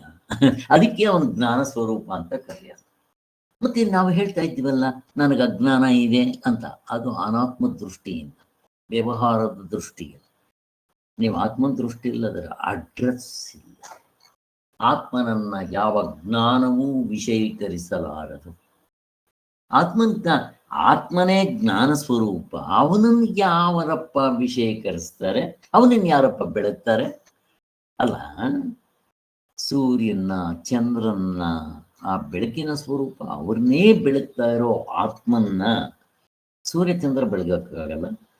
ಯಾರು ಬೆಳಗಕ್ಕಾಗುತ್ತೆ? ಯಾರು ಬೆಳಗಕ್ಕಾಗಲ್ಲ. ಅವನ ಬೆಳಕಿನಿಂದಲೇ ನಾವು ವ್ಯವಹಾರ ಮಾಡ್ತಾ ಇರೋದು ಅಂತ ಹೇಳ್ತಾರೆ. ಇಂಥ ಗುಣಗಳಿಂದ ಕೂಡಿದ ಪರಮಾತ್ಮನನ್ನ ಅನುಚಿಂತನೆ ಮಾಡುವವನು ಆ ದಿವ್ಯ ಪುರುಷನನ್ನೇ ಸೇರ್ತಾನೆ. ಇಲ್ಲಿ ಯಾಕೆ ಇಷ್ಟೆಲ್ಲ ಹೇಳಿದ್ರು ಅಂತಂದ್ರೆ, ಆತ್ಮನ್ನ ಅವನ ನಾಮದಿಂದ, ರೂಪದಿಂದ, ಇಲ್ಲಿ ಅವನ ಗುಣಗಳು ಅಂತ ಹೇಳ್ತಾರೆ. ಈಗ ನಮಗೆ ರಾಮನ ಗುಣಗಳು, ಲೀಲೆ ನಮಗೆ ಗೊತ್ತಾಗುತ್ತೆ. ಇಲ್ಲಿ ಆ ಥರ ಗುಣಗಳನ್ನು ಹೇಳಿಲ್ಲ. ಯಾಕೆ? ಇದು ಉಪನಿಷತ್ನಲ್ಲಿ ಹೇಳೋ ಉಪಾಸನೆ ಏನಷ್ಟು ಸುಲಭ ಆಗಿಲ್ಲ. ಮುಂದಕ್ಕೆ ಓಂಕಾರವನ್ನು ಹೇಳ್ತಾರೆ. ಆದ್ದರಿಂದ ಈಗ ನಮ್ಗೆ ಹೆಂಗೆ? ಇದು ಬಿಟ್ಬಿಡ್ರಿ, ಉಪನಿಷತ್ಗಳ ಕತೆ ಪಕ್ಕಕ್ಕೆ ಎತ್ತಿಡ್ರಿ. ನಮ್ಗೆ ಹೆಂಗೆ? ನಾಮ ಇದೆ, ಅವನ ಆಕಾರ ಇದೆ, ರೂಪ ಇದೆ. ಅವನ ಗುಣಗಳನ್ನ ಹೆಂಗ್ ಮೇಲ್ಕ್ ಹಾಕ್ತೀರ? ರಾಮನ ಗುಣಗಳನ್ನ ಹೆಂಗ್ ಮೇಲ್ಕ್ ಹಾಕ್ತೀರ? ನಮ್ಮ ಪ್ರಶ್ನೆ ಕೇಳಿದ್ರೆ ಇದು ಬಿಟ್ಬಿಡ್ರಿ. ಇವಾಗ ನಾನು ಹೇಳಿದ್ದೇನೆ, ಬಿಟ್ಬಿಡ್ರಿ, ಇದು ಕಷ್ಟ. ರಾಮನ ಗುಣಗಳನ್ನ ಹೆಂಗ್ ಮೇಲ್ಕ್ ಹಾಕ್ತೀರಾ ಅಂದ್ರೆ ಹೆಂಗ್ ಮೇಲ್ಕ್ ಹಾಕ್ತೀರಾ? ಕ್ಷಮ ಗುಣ, ಪ್ರೀತಿ, ವಾತ್ಸಲ್ಯ, ದಯೆ, ಕರುಣೆ ಎಲ್ಲ ಇದೆಯಲ್ಲ ಸರ್. ಅದರಿಂದ ಅದು ರಾಮನ ಕಲ್ಯಾಣ ಗುಣಗಳು ಅಂತ. ಅಲ್ಲಿ ರಾಮನು ಏಕಪತ್ನಿ ವ್ರತ, ಧರ್ಮಿಷ್ಠ, ಪಿತೃವಾಕ್ಯ ಪರಿಪಾಲಕ, ಮಾತೃದೇವೋ ಭವ, ಅವನಿಂದ ಕಲಿಬೇಕು. ಇದು ಅವನಲ್ಲಿದ್ದಂಥ ಗುಣಗಳು ಅಲ್ಲ. ಅಣ್ಣ ತಮ್ಮಂದರನ್ನ ಎಷ್ಟು ಪ್ರೀತಿಯಿಂದ ನೋಡ್ಕೊತ ಇದ್ದ ಅವನು. ಇದು ಭ್ರಾತೃ ಪ್ರೇಮ. ಹೋಗ್ಲಿ, ಪ್ರಜೆಗಳನ್ನ ನೆಗ್ಲೆಕ್ಟ್ ಮಾಡಿದ್ನ? ಇಲ್ಲ. ಪ್ರಜೆಗಳಿಗೋಸ್ಕರ ತನ್ನ ಹೆಂಡತಿನೇ ಕಾಡಕ್ಕೆ ಕಳಿಸ್ದ ಮಹಾತ್ಮ. ಇಂಥ ಗುಣಗಳು ಯಾರ ಹತ್ರ ಇದೆಯಪ್ಪ? ಸಾಲ್ದೇನೆ. ಬರೀ ಒಬ್ಬ ದೋಬಿ, ನಾನೇನು ರಾಮ ಕೆಟ್ಟೋದ್ನ ಅಂತ ಹೇಳ್ದ ಅವನ ಹೆಂಡತಿನ ಸೇರಿಸ್ಕೊಂಡಿದ್ದಕ್ಕೆ. ಇದು ಸ್ವಂತ ರಾಮ ಹೋಗ್ಕಿವಿ ಅಂತ ಕೇಳಿತ್ತು. ಈಗ ಇರತ್ತ ಅವನ ಹತ್ರ ಎರಡೇ ಸೊಲ್ಯೂಷನ್. ಒಂದು, ಅವನ ರಾಜ್ಯ ಆಳಬಾರದು. ಹೇಗಿದೆ ನೋಡ್ರಿ, ಅವನು ಕೇಳ್ತಾನೆ, ನಾನು ರಾಜ್ಯ ಆಳ್ಬೇಕಾದ್ರೆ ಪ್ರತಿಯೊಬ್ಬ ಪ್ರಜೆಗೂ ನಾನು ಮಾರ್ಗದರ್ಶನವಾಗಿರ್ಬೇಕು. ಬಟ್ ನಾನು ಮಾರ್ಗದರ್ಶನದಲ್ಲಿ ಇದ್ದೀನಿ. ಈವನ್ ನನ್ನ ಹೆಂಡತಿ ಪವಿತ್ರಳು ನನಗೆ ಗೊತ್ತು, ಅದ್ರ ಬಗ್ಗೆ ಸಂಶಯ ಇಲ್ಲ. ಹೇಗೆ ಗೊತ್ತು? ಪ್ರಶ್ನೆ ಕೇಳ್ತೆ, ಹೇಗೆ ಗೊತ್ತು ನಿಮಗೆ ಸೀತೆ ಪವಿತ್ರಳು ಅಂತ? ಹೇಗೆ ಗೊತ್ತು? ರಾಮ ಹೇಳ್ತಾನೆ, ಅಗ್ನಿ ಪ್ರವೇಶ ಮಾಡ್ತಾಳಲ್ಲ ಸರ್, ಅಗ್ನಿನೇ ಸುಡೋದಿಲ್ಲ ಸರ್. ಅಗ್ನಿ ಪ್ರವೇಶ ಮಾಡಿಸ್ತಾನೆ. ಬಂದಾಗ ಹೋಗುವಾಗ್ಲೂ ಕೂಡ ಅಗ್ನಿ ಮುಖಾಂತರ ಕಳಿಸಿರ್ತಾನೆ, ಅದನ್ನು ತೋರಿಸಿರೋದು. ಎಷ್ಟು ಚೆನ್ನಾಗಿದೆ ನೋಡಿ. ಅಲ್ಲಿ ಬೇರೆಯವ್ರಿಗೆ ಗೊತ್ತಾಗೋದಿಲ್ಲ. ಅವನು ಅಗ್ನಿ ದೇವನಿಗೆ ತನ್ನ ಸೀತೆನ ಅರ್ಪಿಸ್ಬಿಟ್ಟಿರ್ತಾನೆ, ಕೊಟ್ಬಿಟ್ಟಿರ್ತಾನೆ, ನೀನು ಕಾಪಾಡೋ ಅಂತ. ಅವಳು ಮುಟ್ಟಿದ್ರೆ ಸುಟ್ಟು ಹೋಗ್ತಾನ ಅವನು. ರಾವಣಗೊಂದು ಶಾಪನ ಇರುತ್ತೆ, ಗೊತ್ತಲ್ವ ನಿಮ್ಗೆ?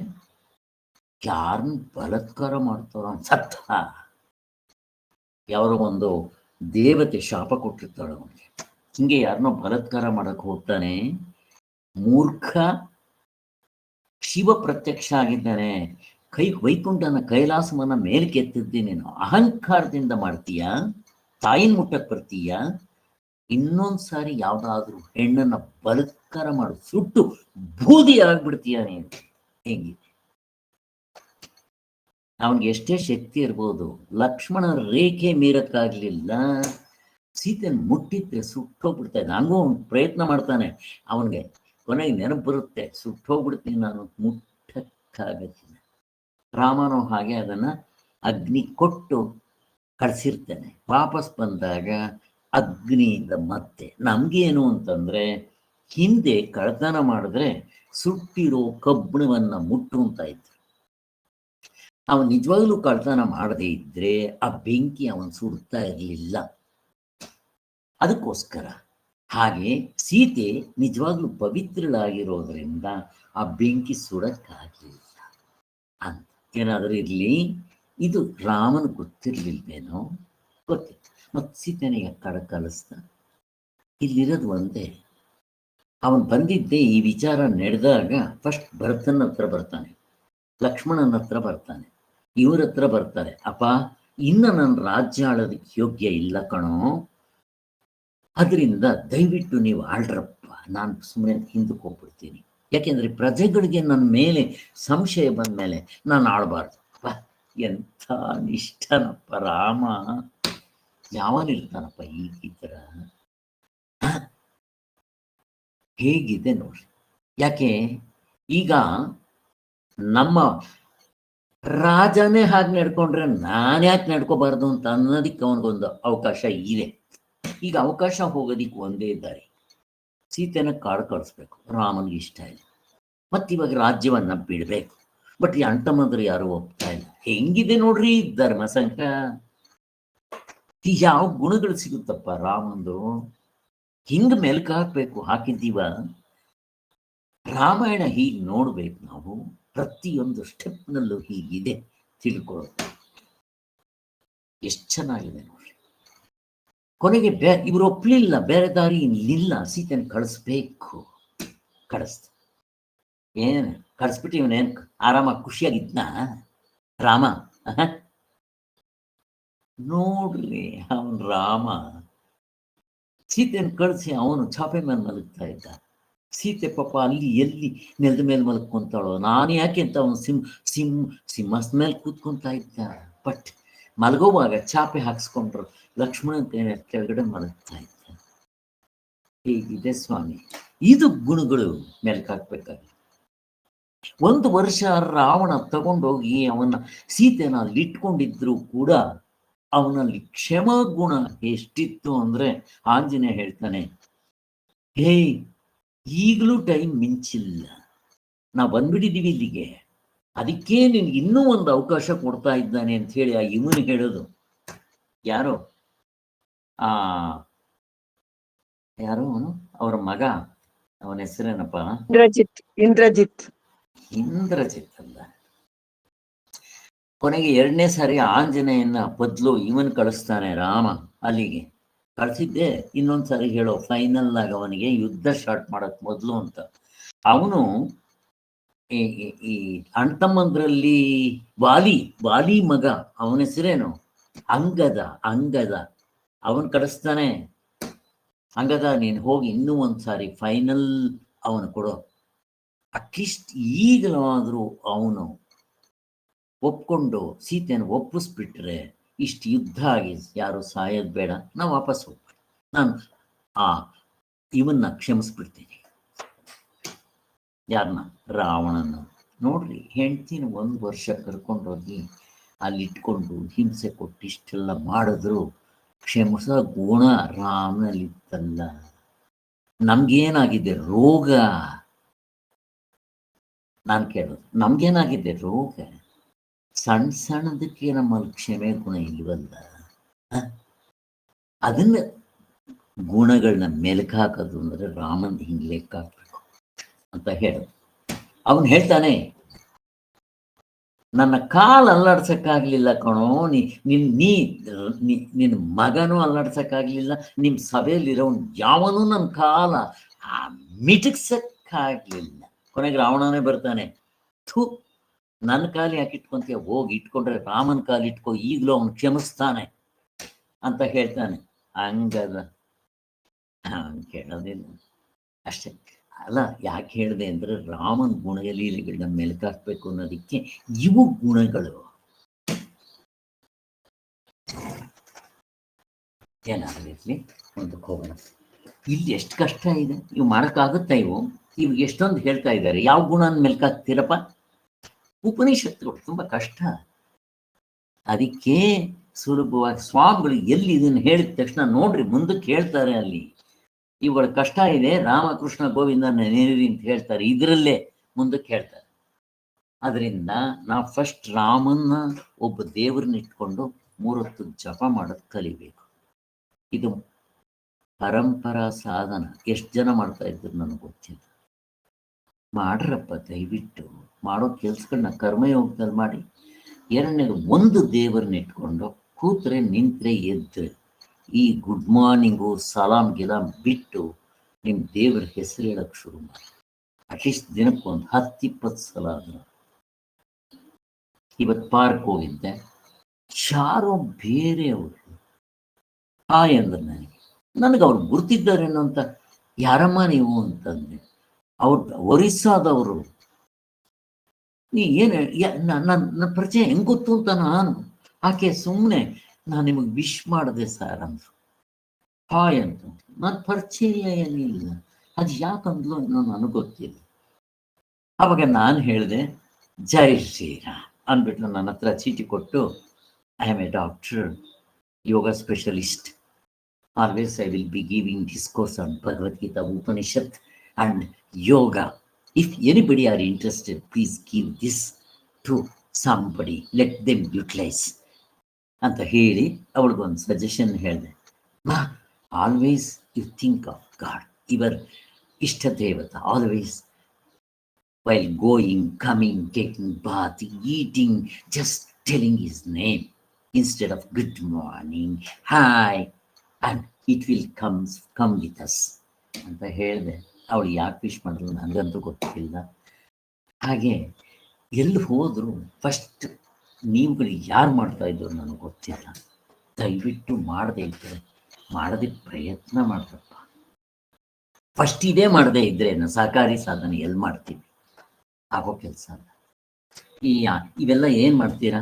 ಕವಿ, ಆದಿತ್ಯ, ಅಣು, ದಾತೃ, ರಾಜ, ಎಲ್ಲಿ ಚಿಂತನೆ ಮಾಡ್ತೀರಪ್ಪ? ಇನ್ನು ಮುಂದಕ್ಕೆ ಕಷ್ಟ ಹೇಳ್ತಾರೆ, ಆಕಾರ ಉಕಾರ ಮಕಾರ ಸನ್ಯಾಸಿಗಳು ಮಾಡ್ತಾರೆ. ಇಲ್ಲಿ ಮುಂದಕ್ಕೆ ಬರೋಣ. ಆದ್ದರಿಂದ ಆತ್ಮನಲ್ಲಿ ಯಾವ ಅಜ್ಞಾನವೂ ಇರೋದಿಲ್ಲ. ಇದು ಆಯ್ತು, ಅವನು ದಿವ್ಯ ಪುರುಷನನ್ನ ಸೇರ್ತಾನೆ ಅಂತಾಯ್ತು. ಇಂಥ ಪುರುಷನನ್ನ ಹೇಗೆ ಚಿಂತಿಸಬೇಕು, ಇದೇ ಕಷ್ಟ ನಮಗೆ. ಯಾವ ಮಾರ್ಗದಿಂದ ಹೋದ್ರೆ ಅಲ್ಲಿ ಮಾರ್ಗನೂ ಚಿಂತನೆ ಮಾಡಬೇಕು. ಅವೆಲ್ಲ ಉಪನಿಷತ್ತುಗಳಲ್ಲಿ ಹೇಳಿರುತ್ತೆ.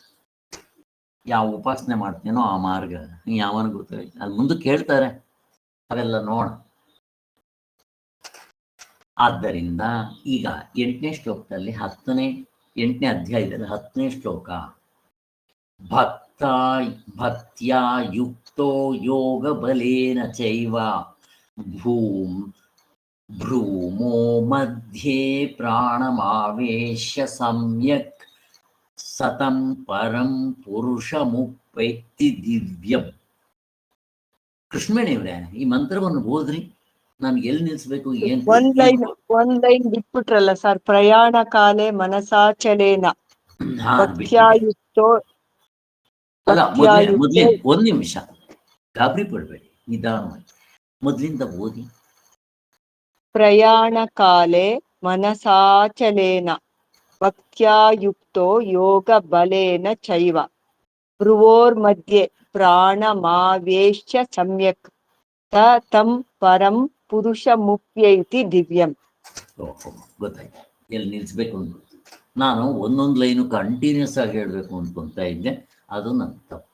ಇದು ಬೇರೆ ಛಂದಸ್ಸಲ್ಲಿ ಇದೆ ಅಂತ ಹೇಳ್ತಾ ಇದ್ರು ಸರ್ ಗೋಪಿನಾಥ್ ಗುರುಗಳು. ಇದು ಒಂದ್ ಲೈನ್ ಫುಲ್ ಹೇಳ್ಬೇಕು ಅಂತ ಸರ್. ಅಲ್ಲ, ಒಂದ್ ಲೈನ್ ನೀವು ನಿಲ್ಸ್ತಾ, ಇವಾಗ ಪ್ರಯಾಣ ಕಾಲೇ ಅಲ್ಲಿ ಸ್ವಲ್ಪ ನಿಲ್ಸಿ. ಇಲ್ಲ ಸರ್, ಪ್ರಯಾಣ ಕಾಲೇ ಮನಸಾಚಲೇನ ಅಂತ ಇದು ರಾಗ ಎಲ್ಲ ಬೇರೆ ತರ ಬರುತ್ತೆ ಸರ್. ಇದು ನೆಕ್ಸ್ಟ್ ಲೈನ್ ಹೇಳಿ. ಭಕ್ತ್ಯಾಯುಕ್ತೋ ಯೋಗ ಬಲೇನ ಚೈವ. ಫುಲ್ ಒಂದ್ ಲೈನ್ ಆದ್ಮೇಲೆ ನಿಲ್ಸ್ಬೇಕು ಸರ್ ಇದು. ಹೌದಾ? ಭ್ರೂಮೋ ಮಧ್ಯೆ ಪ್ರಾಣಮಾವೇಶ್ಯ ಸಮ್ಯಕ್ ಸತಂ ಪರಂ ಪುರುಷಮುಪೈತಿ ದಿವ್ಯಂ. ಹಂಗೋಗ್ಬೇಕಾ? ಓಕೆ. ಒಟ್ಟಿನಲ್ಲಿ ಈ ಶ್ಲೋಕದ ಅರ್ಥ ನೋಡಿ. ಇಲ್ಲಿ ಹೇಳ್ತಾ ಇದ್ದಾರೆ, ನಾವು ಹೇಗೆ ಕೊನೆ ಕಾಲದಲ್ಲಿ ಪ್ರಯಾಣ, ನಮ್ದು ಕೊನೆ ಉಸಿರು ಹೋಗುವಾಗ ಹೇಗೆ ಮಾಡಬೇಕು ಅನ್ನೋದನ್ನ. ಇಲ್ಲಿ ಪ್ರಾಣ ದೇಹವನ್ನ ಬಿಟ್ಟು ಹೋಗುತ್ತೆ. ಅಂಥ ಸಂದರ್ಭದಲ್ಲಿ ಮೊದಲಿಂದ ಮಾಡಿದ್ರೇನೆ ಏಕ ಮನಸ್ಸಿನಿಂದ ಅಚಲವಾದ ಭಕ್ತಿಯಿಂದ ಅಂದರೆ ಯೋಗ ಬಲದಿಂದ. ಇಲ್ಲಿ ಯೋಗ ಅಂತಂದ್ರೆ ಯೋಗಾಸನ ಅಲ್ಲ, ಇದನ್ನೇ ಅಭ್ಯಾಸ ಮಾಡ್ತಾ ಇದ್ರೆ ಅಭ್ಯಾಸ ಯೋಗ ಬಲ. ಅದನ್ನ ಮೊದಲಿಂದ ಮಾಡಿದ್ರೆ ಆಗತ್ತೆ. ಇದು ಒಂದಿನ 2 ದಿನ ಮಾಡೋದಲ್ಲ, ಲೈಫ್ ಪೂರ್ತಿ ಮಾಡ್ತಾ ಇರಬೇಕು. ಅವ್ನು ಯಾವಾಗ ಸ್ಟಾರ್ಟ್ ಮಾಡ್ತಾನೋ ಆವಾಗಲಿಂದ ಎಲ್ಲಿವರೆಗೂ, ಕೊನೆ ಕಾಲದಲ್ಲಿ ಉಸಿರು ಹೋಗೋವರೆಗೂ ಕೂಡಿಕೊಂಡವನಾಗಿರ್ಬೇಕು. ಆದ್ರೆ ನಮ್ಮ ಮನಸ್ಸು ಅತ್ತಿತ್ತ ಹೋಗ್ತಾ ಇರುತ್ತೆ, ಅದು ಚಂಚಲ. ಕೃಷ್ಣ ಭಗವಂತ ಅರ್ಜುನ ಹೇಳ್ತಾನೆ, ಗಾಳಿನ ಬೇಕಾದ್ರೆ ಕೇಳೋ ಕಟ್ಟಾಕ್ಬಿಡ್ತೀನಿ, ಈ ಮನಸ್ಸನ್ನ ಕಟ್ಟಕ್ಕಾಗಲ್ಲ ಅಂತ ಹೇಳಿತ್ತು. ಅಷ್ಟು ಚಂಚಲ ಮನಸ್ಸು. ಅದು ಯಾವ ಕಡೆ? ಅನಾತ್ಮದ ಕಡೆ ಹರಿತಾ ಇದೆ. ಈಗ ಅದನ್ನು ತಗೊಂಬಂದು ಈ ಪರಮಾತ್ಮನ ಕಡೆ ಇಟ್ಕೋಬೇಕು. ಎಷ್ಟು ಕಷ್ಟ ಇದೆ. ಯಾಕೆ ಆ ಕಡೆ ಹರಿಯುತ್ತೆ? ವಿಷಯಗಳ ಕಡೆ ಪ್ರೇಮ, ಅಲ್ಲೇನೋ ಜುಜುಬಿ ಆನಂದ ಸಿಗುತ್ತೆ ಅಂತ.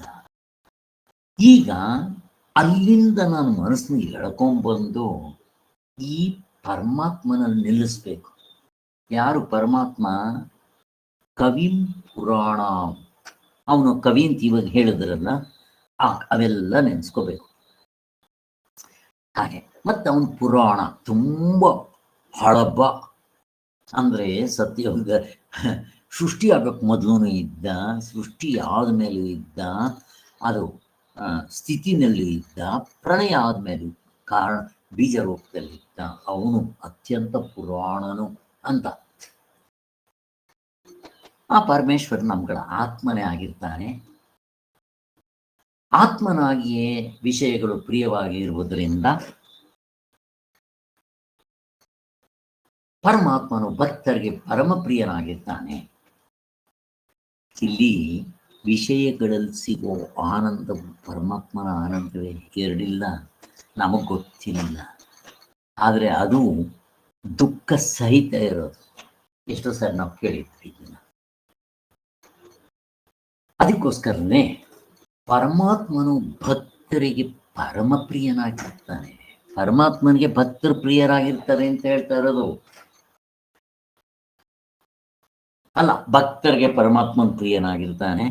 ಅಂಥ ಭಕ್ತರನ್ನ ಪರಮಾತ್ಮನು ಭಕ್ತರನ್ನ ಕಂಡ್ರೆ ಪ್ರಿಯನಾಗಿರ್ತಾನೆ. ಅದಕ್ಕೆ ಅವನು ಹೆಂಡತಿ, ದೇವರುಗಳು, ಬ್ರಹ್ಮ ಎಲ್ಲರನ್ನೂ ಬಿಟ್ಟು ಈ ಕಡೆ ಬಂದ್ಬಿಡ್ತಾನೆ ಅವನು ಅಂತ ಹೇಳೋದು.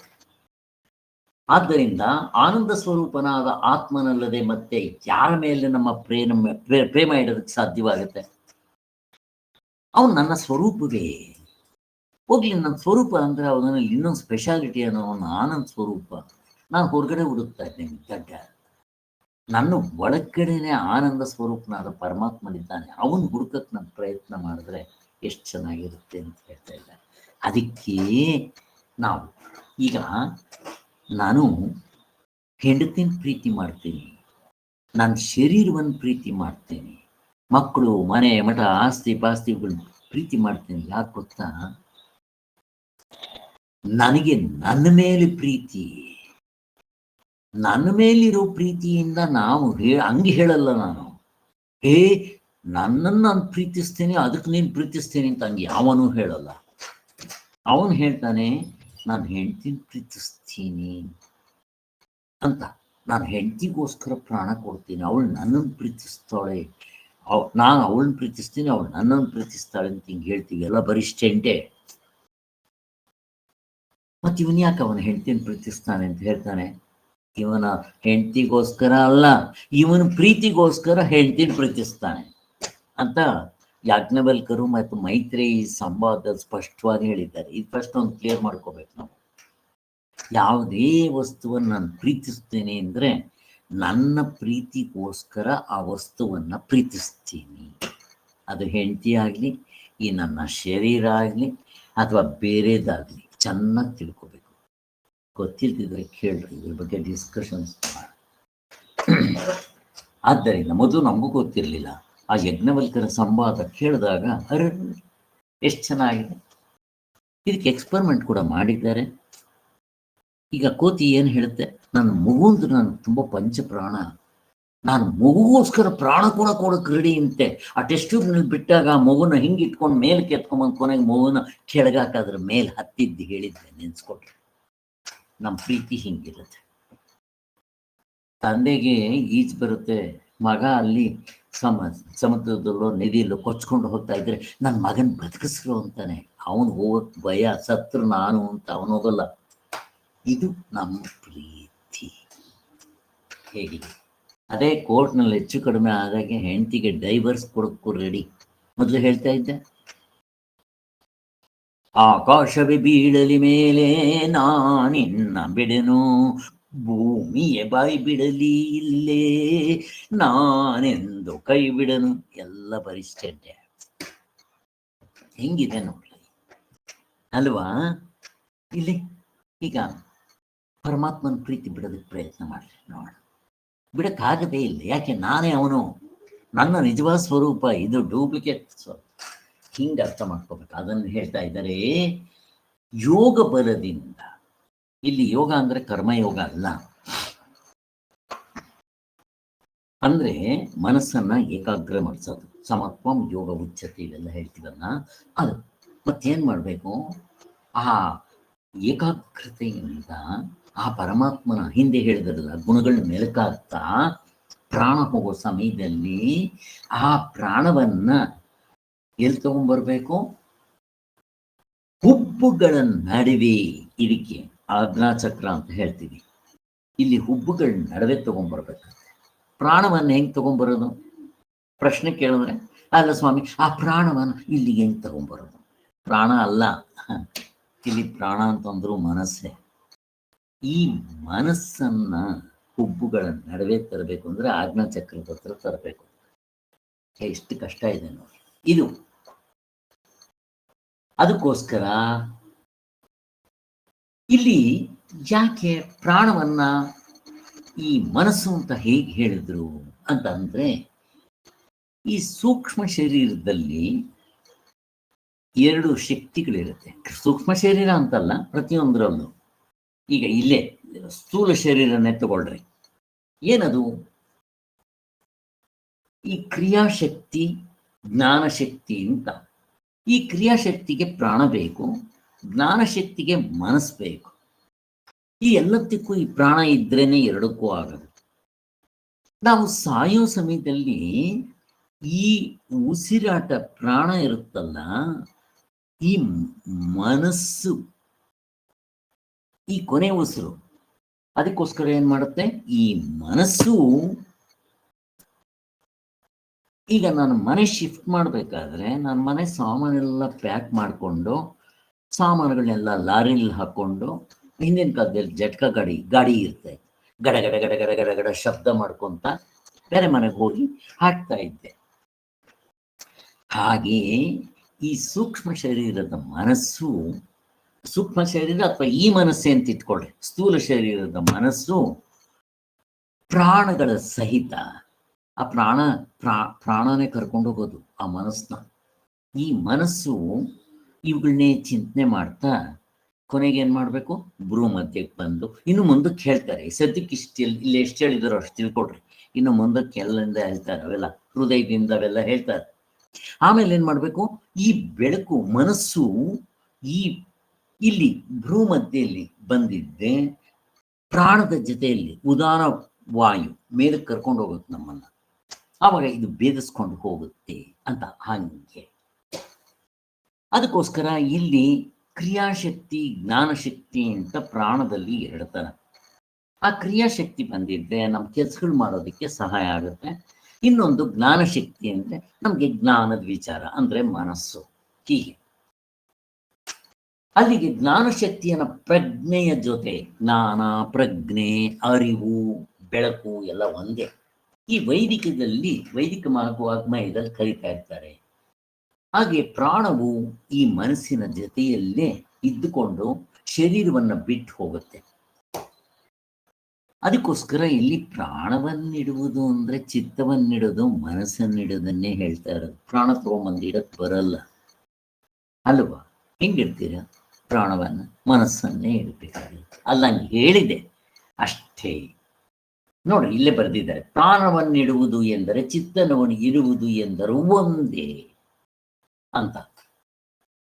ಆದರೆ ನಮ್ಮ ಮನಸ್ಸನ್ನ ಬೇರೆ ಬೇರೆ ಸ್ಥಳಗಳಲ್ಲಿ ಇಟ್ಟು ಧ್ಯಾನ ಮಾಡಿದ್ದಾದರೆ ಆಯಾ ಶಕ್ತಿಗಳು ಬರುತ್ತೆ. ಅಂದರೆ ಈ ಮೂಲಾದ್ವಾರದಲ್ಲಿ ಮನಸ್ಸನ್ನಿಟ್ಟು ಧ್ಯಾನ ಮಾಡಿದ್ರೆ ಸಂಶಕ್ತಿ. ಅಂದರೆ ನಮಗೆ ಪ್ರಾಣಿಯ ಒಂದು ನೇಚರ್ ಬಿಟ್ಟು ಸ್ವಲ್ಪ ಮೇಲಕ್ಕೆ ಬಂದು ಮನುಷ್ಯನ ಇದು ಬರುತ್ತೆ. ಇಲ್ಲದಿದ್ರೆ ಬರೀ ರೋಟಿ ಕಪಡ ಮಕ್ಕಳಲ್ಲಿ ಪ್ರಾಣಿಗಳ ಥರನೇ ಇರ್ತೀವಿ. ಇವಾಗೆಲ್ಲ ನಾವು ಪ್ರಾಣಿಗಳೇ. ಇನ್ನು ಹಾಗೆ ಮೇಲ್ಮೇಲಕ್ಕೆ ಬಂದರೆ, ಹೃದಯಕ್ಕೆ ಬಂದರೆ ಅಲ್ಲಿ ಎಲ್ಲ ಗೊತ್ತಾಗುತ್ತೆ ಅಂತಾರೆ. ಇಲ್ಲಿಗೆ ಜ್ಞಾನಚಕ್ರ, ಈ ಆಜ್ಞಾಚಕ್ರಕ್ಕೆ ಬಂದರೆ ಹಿಂದಿಂದ ಮುಂದಿಂದ ಎಲ್ಲ ಗೊತ್ತಾಗುತ್ತೆ ಅಂತಾರೆ. ಆಯಾ ಶಕ್ತಿ ಒಟ್ಟಿನಲ್ಲಿ ಆ ಮನಸ್ಸನ್ನು ನಿಲ್ಲಿಸ್ಕೋಬೇಕು. ನಾನು ಯಾವಾಗಲೂ ಒಂದ್ಸಾರಿ ಹೇಳಿದ್ದೆ, ವಿವೇಕಾನಂದರು ಒಂದ್ಸಾರಿ ಹೇಳಿದ್ರು, ಏಕಾಗ್ರತೆಯಿಂದ ನೀವು ಯಾವುದನ್ನು ಚಿಂತನೆ ಮಾಡ್ತೀರೋ ಅದು ನಮಗೆ ತಿಳಿಯುತ್ತೆ ಅಂತ. ಆ ಅಜ್ಜಿ ಬಂದಿದ್ದೆ, 200 ರೂಪಾಯಿ ಕಳ್ಕೊತೀನಿ, ಅದಕ್ಕೆ ಸ್ವಾಮಿ ಹಸು ಕೊಂಡ್ಕೊಳ್ಳಬೇಡವಾ ಅಂತ ಹೇಳಿ ಜ್ಞಾಪಕ ಮಾಡಿಕೊಡ್ರಿ. ಅದು ನಿಮಗೆಲ್ಲ ಹೇಳಿದ್ದೆ. ಆದ್ದರಿಂದ ಅಲ್ಲಿ ನಾವು ಬೇರೆ ಬೇರೆ ಸ್ಥಳಗಳಲ್ಲಿ ನಮ್ಮ ಶರೀರದಲ್ಲೇ ಆ ಚಕ್ರಗಳಲ್ಲೋ ಅಲ್ಲೋ ಇಲ್ಲೋ, ಸ್ವಾಮಿ ಪ್ರಸ್ಥಾನತ್ರಯ ಭಾಷ್ಯದಲ್ಲಿ ಈ ಮೂಲಾಧಾರ ಚಕ್ರಗಳ ಮೇಲೆ ಧ್ಯಾನ ಮಾಡೋದು ಎಲ್ಲೂ ಹೇಳಿಲ್ಲ. ಆದರೆ ಸುಷುಮ್ನ ನಾಡಿ ಅಂತ ಹೇಳಿದೆ. ಶಂಕರಾಚಾರ್ಯ ಹೇಳ್ತಾರೆ, 6ನೇ ಅಧ್ಯಾಯದಲ್ಲೂ ಹೇಳಿದ್ದಾರೆ, ಇಲ್ಲೂ ಹೇಳಿದ್ದಾರೆ. ಇಲ್ಲೆಲ್ಲ ಪೂರ್ತಿ ಅದಕ್ಕೆ ಸಂಬಂಧಪಟ್ಟರೆ ಕರ್ತೃತಂತ್ರವಾದ ಸಾಧನೆ ಇಲ್ಲಿ. ಹಾಗೆ ಒಟ್ಟಿನಲ್ಲಿ ಸುಷುಮ್ನ ನಾಡಿ ಹೇಳ್ತಾರೆ, ಒಪ್ಕೊಳ್ತಾರೆ. ನಾಡಿಗಳು ಸುಷುಮ್ನ ನಾಡಿ ದೊಡ್ಡದು ಅಂತ ಹೇಳ್ತಾರೆ. ಸೊ ಯೋಗಿಗಳು ಅಂತ ಹೇಳ್ತಾರೆ. ಪರಮೇಶ್ವರನಲ್ಲಿ ಚಿತ್ತವನ್ನಿಟ್ಟು ಮತ್ತೊಂದರ ಚಿಂತೆ ನಡುವೆ ಬಾರದಂತೆ ಮಾಡೋದು, ಇದನ್ನೇ ಧಾರಾಪಾತ್ರೆ ಅಧ್ಯಾನ ರೂಪವಾದ ಧಾರಣಾ ಯೋಗ. ಇಲ್ಲಿ ಪಾತಂಜಲ ಯೋಗಕ್ಕೆ ಸ್ವಲ್ಪ ಹೊಂದ್ಕೊಳ್ಳುತ್ತೆ. ಧಾರಣಾ, ಧ್ಯಾನ, ಸಮಾಧಿ ಅಂತ ಹೇಳ್ಬೋದು. ಅವರಿಗೆ ಸುಷುಮ್ನ ನಾಡಿಯ ನೋಡ್ರಿ, ಇಲ್ಲೇ ಬಂತು, ಸುಷುಮ್ನ ನಾಡಿಯ ಮೂಲಕವಾಗಿ ಉತ್ಕ್ರಾಂತಿಯಾಗುತ್ತೆ. ಈ ಪ್ರಾಣಗಳಲ್ಲಿ ಯಾವ್ದು ಕರ್ಕೊಂಡು ಹೋಗುತ್ತೆ? ಈ ಮನಸ್ಸು ಎಲ್ಲ ಮೂಟೆ ಮಾಡುತ್ತೆ. ಏನು ಮನಸ್ಸು ಮೂಟೆ ಮಾಡೋದು? ನಾವು ಮಾಡಿದ ಪಾಪ ಪುಣ್ಯ ಈ ಕಡೆ ಇರುತ್ತಲ್ಲ, ಚಿತ್ರಗುಪ್ತರು ಬರೆದಿರೋದು, ಅವನ್ನೆಲ್ಲ ತಗೊಂಡು ಪ್ರಾಣ ಅದನ್ನ ಮನಸ್ಸನ್ನ ಕರ್ಕೊಂಡು ಹೋಗುತ್ತೆ. ಯಾವ್ದು ಕರ್ಕೊಂಡು ಹೋಗೋದು ಪ್ರಾಣಗಳಲ್ಲಿ ಮೇಲಕ್ಕೆ? ಯಾರಾದರೂ? ಓಕೆ, ಉದಾನ ವಾಯು ಅಲ್ವಾ ಸರ್? ಉದಾನ ವಾಯು. ಅದಕ್ಕೆ ಉದಾನ ಮೇಲ್ಗಡೆ ಹೋಗೋದು ಅಂತ ಹೇಳ್ತೀವಿ. ಹಾಗೆ ನಮ್ಮಲ್ಲ 5 ಪ್ರಾಣಗಳುಂಟು: ಪ್ರಾಣ, ಅಪಾನ, ವ್ಯಾನ, ಉದಾನ, ಸಮಾನ. ಹಾಗೆ ಸೊ ಪ್ರಾಣ ಅಂತಂದ್ರೆ ಹೊಕ್ಕಳಿಂದ ಕೆಳಗಡೆ ಇರೋದು ಅಲ್ಲ. ಅದು ಸರಿ. ಅಪಾನ ಅಂದ್ರೆ ಹೊಕ್ಕಳಿಂದ ಕೆಳಗಡೆ ಇರೋದಕ್ಕೆ ಕೆಲಸ ಮಾಡ್ತಾರೆ. ನಮ್ಮ ದೇಹದ ಹೊಕ್ಕಳಿಂದ ಕೆಳಗಡೆ ಈ ಅಪಾನ ವಾಯು ಅಂದ್ರೆ ನಾವು ನೇಚರ್ ಕಾಲ್ಸ್ ಮಾಡೋದು, ಇವಕ್ಕೆಲ್ಲ ಕೆಳಗಡೆ ಹೊಕ್ಕಳಿಂದ ಮೇಲ್ಗಡೆ ಪ್ರಾಣವಾಯು, ಈ ಕಡೆಗೆ ಮೇಲ್ಗಡೆಗೆಲ್ಲ. ಮತ್ತೆ ಸಮಾನವಾಯು, ಈ ಪ್ರಾಣ ಅಪಾನ ಎರಡನ್ನ ಸಮವಾಗಿ ಇಟ್ಕೊಳ್ಳೋದಿಕ್ಕೆ ಸಮಾನವಾಯು ಅಂತ ಹೆಸರು. ಇದೆರಡನ್ನು ಈಕ್ವಲ್ ಆಗಿ ಬ್ಯಾಲೆನ್ಸ್ ಮಾಡ್ತಾ ಇರುತ್ತೆ. ಸಮಾನವಾಯು, ಪ್ರಾಣ ಆಯಿತು, ಅಪಾನ ಆಯಿತು. ವ್ಯಾನ ಅಂತಂದ್ರೆ ದೇಹದ ಎಲ್ಲ ಕಡೆ ವ್ಯಾಪ್ಸಿರುತ್ತೆ. ಇವಾಗ ರಕ್ತ ಹೇಗೆ ವ್ಯಾಪ್ಸಿದೆಯೋ ಹಾಗೆ ಇದು ಎಲ್ಲ ದೇಹದಲ್ಲೂ ವ್ಯಾಪ್ಸಿರುತ್ತೆ. ಅದಕ್ಕೆ ವ್ಯಾನವಾಯು, ಪ್ರಾಣ, ಅಪಾನ, ವ್ಯಾನ ಸಮಾನ ಆಯಿತು. ಉದಾನ, ನಾನು ಸಾಯೋ ಸಮಯದಲ್ಲೇ ಇದು ಕೆಲಸ, ಇದು ಮೇಲಕ್ಕೆ ಎತ್ಕೊಂಡು ಹೋಗುತ್ತೆ ಮನಸ್ಸನ್ನ. ಆ ಮನಸ್ಸು ತನ್ನ ಎಲ್ಲವನ್ನ ಪ್ಯಾಕ್ ಮಾಡ್ಕೊಳ್ಳುತ್ತೆ. ಯಾವುದು? ಚಿತ್ರಗುಪ್ತರು ಬರೆದಿರೋದು ಕರ್ಮಗಳು, ಪಾಪ ಪುಣ್ಯ ಮಾಡಿಕೊಂಡು ಆ ಉದಾನ ವಾಯು ಈ ಪ್ರಾಣದ ಜೊತೆಯಲ್ಲಿ ಮೇಲಕ್ಕೆ ಹೋಗುತ್ತೆ. ಹಾಗೆ ಎಲ್ಲಿ ಭೇದಿಸ್ಕೊಂಡೋಗುತ್ತೆ? ಇಲ್ಲಿ. ಅದನ್ನು ಹೇಳ್ತಾರೆ ಉತ್ಕ್ರಾಂತವಾಗುತ್ತದೆ ಅಂತ. ಈ ಉಪಾಸಕರಿಗಾಗಲಿ ಅನುಪಾಸಕರಿಗಾಗಲಿ, ಅಂದ್ರೆ ಉಪಾಸನೆ ಮಾಡೋರ್ಗಾಗ್ಲಿ, ಆರ್ಡಿನರಿ ಒಬ್ಬ ಮನುಷ್ಯ ಸಾಯ್ತಾ ಇದ್ರೆ ಇಬ್ರು ಸಾಯೋದು ಹೊರಗಡೆಯಿಂದ ನೋಡೋದಕ್ಕೆ ಒಂದೇ ತರ ಕಂಡ್ರು ಒಳಗಡೆ ಇಷ್ಟು ವ್ಯತ್ಯಾಸ ಇರುತ್ತೆ ಅಂತ ಹೇಳ್ತಾ ಇದ್ದಾರೆ. ಹೊರಗಡೆ ನೋಡೋವ್ರಿಗೆ ಏನು ಗೊತ್ತಾಗಲ್ಲ. ಇವನು ಹಂಗೆ ಪ್ರಾಣ ಬಿಡ್ತಾನೆ, ಅವನ ಹಂಗೆ ಪ್ರಾಣ ಬಿಡ್ತಾನೆ, ಅಷ್ಟೇ. ನೋಡೋದಕ್ಕೆ ಹೊರಗಡೆಯಿಂದ ಕಂಡ್ರು ಇಂದ್ರಿಯಗಳ ವ್ಯಾಪಾರ ಉಪಸಂಹಾರ ಸಮಾನ ಆಗ್ಬಿಟ್ಟಿರುತ್ತೆ. ಏನದು? ಕರ್ಮೇಂದ್ರಿಯಗಳು ಸ್ವಿಚ್ ಆಫ್, ಜ್ಞಾನೇಂದ್ರಿಯಗಳು ಸ್ವಿಚ್ ಆಫ್, ಮನಸ್ಸು ಅದು ಸ್ವಿಚ್ ಆಫ್. ಇಲ್ಲಿ ಬರೀ ಪ್ರಾಣ ಪಲ್ಸ್ ನೋಡಿದ್ರೆ ಇರಲ್ಲ, ಹಾರ್ಟ್ ಬೀಟ್ ನೋಡಿದ್ರೆ ಸ್ಟೆಥೋಸ್ಕೋಪ್ನಲ್ಲಿ ಸಿಗೋಲ್ಲ. ಮತ್ತು ಏನಿರುತ್ತೆ, ಗ್ಯಾಸ್ಪಿಂಗ್ ರೆಸ್ಪಿರೇಷನ್, ಏನದು ಕೊನೇ ಉಸಿರುಗಳು. ಈ ಥರ ಬಂತು ಅಂದರೆ ತುಂಬ ಹೊತ್ತಿರಲ್ಲ, 1/4 ಗಂಟೆ, ಅರ್ಧ ಗಂಟೆ ಮುಗಿದ. ಇಲ್ಲಿ ಉಸಿರು ಮಾತ್ರ ಇರುತ್ತೆ. ಈ ಉಸಿರು ಉದಾನ ವಾಯು ಈ ಮನಸ್ಸನ್ನೆಲ್ಲ ಪ್ಯಾಕ್ ಮಾಡಿಕೊಂಡು ಇದು ಕರ್ಕೊಂಡು ಹೋಗುತ್ತೆ ಮೇಲೆ. ಅದನ್ನು ಹೇಳ್ತಾ ಇದ್ದಾರೆ. ಸೊ ಈ ಉಪಾಸಕರನ್ನ ಎಲ್ಲಿ ಕರ್ಕೊಂಡು ಹೋಗುತ್ತೆ? ಇಲ್ಲಿ ಬೇಧಿಸ್ಕೊಂಡು ಆಯಾ ಲೋಕಕ್ಕೆ ಮುಂದಕ್ಕೆ ಹೇಳ್ತಾರೆ. ಅವ್ರಿಗೆ ಲೋಕಗಳೆಲ್ಲ ಗೊತ್ತಿರುತ್ತೆ, ಹೆಂಗೆ ಹೋಗ್ಬೇಕು ಅನ್ನೋದ್ರ ಶಾಸ್ತ್ರದಲ್ಲಿ ಹೇಳಿರುತ್ತೆ. ಆ ಲೋಕಗಳು, ಆ ಜರ್ನಿ, ಯಾರು ಕರ್ಕೊಂಡು ಹೋಗ್ತಾರೆ, ಯಾರು ನಮ್ಮನ್ನ ಕರ್ಕೊಂಡೋಗಿ ಬೇರೆಯವ್ರಿಗೆ ಒಪ್ಪಿಸ್ತಾರೆ, ಇವೆಲ್ಲ ಇದೆ. ಅವುಗಳೆಲ್ಲ ಇಲ್ಲಿ ಬೇಡ ಸದ್ಯಕ್ಕೆ. ಇನ್ನ ಬೇರೆಯವನಿಗೆ ಎಲ್ಲಿಂದ ಹೋಗುತ್ತೆ ಪ್ರಾಣ? ಕಣ್ಣಿಂದ ಹೋದ್ರೆ ಮನುಷ್ಯನಾಗಿ ಹುಟ್ಟುತ್ತಾನೆ. ಇಂದ್ರಿಯಗಳು, ಕಣ್ಣು, ಕಿವಿ, ಮೂಗು. ಹೆಂಗೆ ಗೊತ್ತಾಗುತ್ತೆ ನಿಮಗೆ? ಆ ದ್ವಾರ ಎಲ್ಲಿಂದ ಪ್ರಾಣ ಹೋಗಿರುತ್ತೋ, ಪ್ರಾಣ ಹೋಯ್ತು ಅಂದ್ರೆ ಮನಸ್ಸು ಎತ್ಕೊಂಡು ಹೋಗುತ್ತೆ. ಆಗ ಅದು ಅಗಲ ಆಗಿರುತ್ತೆ, ಕಣ್ಣು ತೆಗೆದಿರುತ್ತೆ. ಅದೇ ಹೇಳಿದ್ದು, ಹೀರೋಯಿನ್ ಸತ್ತೋಗ್ಬಿಟ್ಟಿರ್ತಾಳೆ, ಹೀರೋ ಬಂದು ಕಣ್ಣು ಮುಚ್ಚುತ್ತಾನೆ ಅಂತ. ಹೀಗೆ ಕಿವಿ ಇನ್ನೇನಾಗಿರುತ್ತೆ, ಅಲ್ಲಿ ದ್ರವ ಸೋರಿರುತ್ತೆ ಅಥವಾ ರಕ್ತ ಹರಿದಿರುತ್ತೆ. ನಾನು ಯಾರಿಗೂ ರಕ್ತ ನೋಡಿಲ್ಲ, ದ್ರವ ಗಿವ ಬರ್ಬೋದು. ಕಿವಿನಲ್ಲೂ ಹಾಗೆ ಆಗುತ್ತೆ, ಮೂಗಿನೆಲ್ಲ ಹಂಗೆ ಆಗ್ಬೋದು. ಅವಾಗ ಮೂಗಿನೆಲ್ಲ ಹೋಗಿದೆ ಅಂತ, ಕಣ್ಣೆಲ್ಲ ಆಗುತ್ತೆ. ಈ ಇಂದ್ರಿಯಗಳೆಂದರೆ 3. ಇನ್ನು 4 ಇವರು ಮನುಷ್ಯರಾಗಿ ಹುಡ್ತಾರೆ. ಇದು ದೇವತೆ ಇದಕ್ಕೆ ಹೋಗಿ ಮತ್ತೆ ದೇವತಲೋಕ, ಬ್ರಹ್ಮಲೋಕಕ್ಕೆ ಹೋಗ್ತಾರೆ. ಅಲ್ಲಿ ಕ್ರಮಮುಕ್ತಿ ಆಗ್ಬೋದು, ಆದ್ಮೇಲೆ ಮತ್ತೆ ಹುಟ್ಟು ಬರ್ಬೇಕು, ಪುನರಾವರ್ತನ ಅರ್ಜುನ. ಇನ್ನ ಅಧೋದ್ವಾರ, ಬಾಯಿನಲ್ಲಿ ಹೋದ್ರೆ ಬಾಯಿ ಕರ್ಮೇಂದ್ರಿಯ. ಇನ್ನು ಕೆಳಗಡೆ ಉಚ್ಚೆ ಕಕ್ಸು, ಮೊನ್ನೆ ನಿಮ್ಗೆ ಹೇಳಿದ್ದೆ ಅದ್ರ ಹಿಂದೆ. ಹಿಂಗೆ ಹೋಗ್ಬಿಟ್ರು ಪ್ರಾಣಿಗಳಾಗಿ ಹುಡ್ತಾರೆ. ಇದು ಕಟ್ಟಿಟ್ಟ ಬುದ್ಧಿ, ಚೆನ್ನಾಗಿ ಅರ್ಥ ಮಾಡ್ಕೊಳ್ತೀವಿ. ಅದಕ್ಕೆ ಈಗಿಂದ ಒಂದು ನಾಮವನ್ನ ಕೂತ್ರೆ ನಿಂತ್ರೆ ಜಪಿಸ್ತಾ ಇರ್ರಿ ಅಂತ ಹೇಳು. ಇದು ಹೇಳ್ತಾ ಇದೆ. ಹೀಗೆ ಅಲ್ಲಿಗೆ ಇಷ್ಟ ಆಯ್ತು. ಹೃದಯದ ಕೊನೆಯಲ್ಲಿ ಉಂಟಾಗುವ, ಇಲ್ಲೇ ಹೇಳ್ಬಿಟ್ಟಿದ್ದಾರೆ. ಈ ಪ್ರಾಣ ಏನ್ ಮಾಡುತ್ತೆ ಅಂದ್ರೆ, ಈ ಪರಮಾತ್ಮ ಎಲ್ಲಿರ್ತಾನೆ? ಹೃದಯ ಆಕಾಶ. ಹೇಳಿದೆ ಮೊನ್ನೆ, ಹೃದಯ ಆಕಾಶ. ಎಡಭಾಗದಲ್ಲಿ ಆ ಹೃದಯ ಅಲ್ಲ. ಎಲ್ಲಿ ಮನಸ್ಸು ತನ್ನವನ್ನು ಬಿಡುತ್ತೋ ಅಲ್ಲಿ ಉಪಾಸಕರಿಗೆ ಹಾಗೆ ಆ ಮನಸ್ಸನ್ನು ಕರ್ಕೊಂಡು ಆ ಮನಸ್ಸೆಲ್ಲ ಪ್ಯಾಕ್ ಮಾಡ್ಕೊಳ್ಳುತ್ತೆ. ಪುಣ್ಯ ಪಾಪಗಳನ್ನ ಪ್ಯಾಕ್ ಮಾಡಿಕೊಂಡು ಆ ಉದಾನ ವಾಯು ಅಲ್ಲಿ ಬೆಳಕಿರುತ್ತಲ್ಲ, ಆತ್ಮನ ಬೆಳಕೆ, ಆ ಬೆಳಕಿನ ಸಹಾಯದಿಂದ ಈ ಸುಷುಮ್ನ ನಾಡಿ ಮುಖಾಂತರ ಇಲ್ಲಿ ಬೇಧಿಸ್ಕೊಂಡು ಹೋಗುತ್ತೆ. ಅದಕ್ಕೆ ಸನ್ಯಾಸಿಗಳು ಸತ್ರೆ ಕೆಳಗಡೆ ಹೋಗಿರ್ಬೋದು, ಅವರು ಈ ಹೊರಗಡೆ ಶಾಸ್ತ್ರದಿಂದ ತೆಂಗಿನಕಾಯಿ ಹೊಡಿತಾರೆ, ಎಲ್ಲೋ ಹೋಗ್ಬಿಟ್ಟಿರುತ್ತೆ ಪ್ರಾಣ. ಹೇಗಿದೆ ಇದು? ಆದ್ದರಿಂದ ಅಂಥವರು ಒಂದೊಂದು ಭೂಮಿಕೆಯನ್ನ ಗೆತ್ಕೊಂಡು ಹೋಗೋದು ಇದೆ. ಭೂಮಿಕೆ ಅಂತ ಹೇಳ್ತಾರೆ, ಅಂದ್ರೆ ಸ್ಥಳಗಳು. ಹೃದಯ, ಅಲ್ಲಿಂದ ಈ ಕಂಠ ಆದ್ಮೇಲೆ ಆಜ್ಞಾಚಕ್ರ ಅಂತ ಹೇಳ್ತಾರೆ ಶಾಸ್ತ್ರದಲ್ಲಿ. ನಮ್ಮ ಶಾಸ್ತ್ರದಲ್ಲಿ ಅವೆಲ್ಲೇನು ಹೇಳಿಲ್ಲ ಇಲ್ಲಿ, ಬಟ್ ಇಟ್ಕೊಳ್ರಿ. ಅದಕ್ಕೆ ಭೂಮಿಕೆ ಅನ್ಬಿಡ್ತಾರೆ. ಕೊನೆಗೆ ಆ ಬೆಳಕಿನಿಂದ ಸುಷುಮ್ನ ನಾಡಿ ಮುಖಾಂತರ ಇಲ್ಲಿ ಹೋಗೋದು, ಅಷ್ಟಂತೂ ಹೇಳಿ. ಇದು ಹುಬ್ಬುಗಳ ನಡುವೆ ಪ್ರಾಣವನ್ನ ತೆಗೆದುಕೊಂಡು ಬಂದು, ಅದೇ ಎಲ್ಲ ಒಂದೊಂದೇ. ಹೀಗೆ ನೋಡ್ರಿ, ಹುಬ್ಬುಗಳ ನಡುವೆ ಪ್ರಾಣವನ್ನ ತಂದಿಟ್ಟು ಅಂದ್ರೆ ಮನಸ್ಸನ್ನೇ ಹೇಳೋದು. ಕೊನೆಗೇನು, ಹೀಗೆ ಸತತವಾಗಿ ಧ್ಯಾನ ಮಾಡುತ್ತಿರುವ ಯೋಗಿಗಳು ಯಾವಾಗ ಸಾಯೋ ಸಮಯದಲ್ಲಿ ಮಾತ್ರ ಅಲ್ಲ, ಹಿಂದೆ ಎಷ್ಟೋ ವರ್ಷಗಳಿಂದ ಮಾಡಿರ್ತಾರೆ. ಸಾಯೋ ಸಮಯದಲ್ಲಿ ತುಂಬಾ ಮುಖ್ಯ. ಪ್ರಜ್ಞೆ ಇರುತ್ತವೆ, ಇಲ್ಲದೆ ಇದ್ರೂ ಚಿಂತೆ ಇಲ್ಲ. ಪ್ರಜ್ಞೆ ಹೋಗುವವರೆಗೂ ಇದು ಮಾಡ್ಕೋಬೇಕು.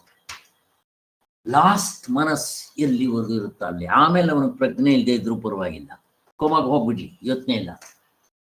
ಹಾಗೆ ಆಗ ಆ ಪರಮ ಪುರುಷನಾದ ದಿವ್ಯನಾದ ಪರಮಾತ್ಮನನ್ನ ಸೇರ್ತಾರೆ. ಆ ಪರಮಾತ್ಮನನ್ನು ಉಪಾಸನೆ ಬಲದಿಂದ ಮುಟ್ಟುವೆವೆನ್ನುವರ ಭಾವನೆ ಹೇಗಿರ್ಬೇಕು, ಇದಾಮೇಲೆ ಇದು 11ನೇ ಶ್ಲೋಕದಲ್ಲಿ ಹೇಳ್ತಾರೆ. ಆಮೇಲೆ ನೋಡೋಣ. ಓಂ ಶಾಂತಿ ಶಾಂತಿ ಶಾಂತಿ. ಜೈ ಗುರುದೇವ್, ಜೈ ಶ್ರೀರಾಮ್.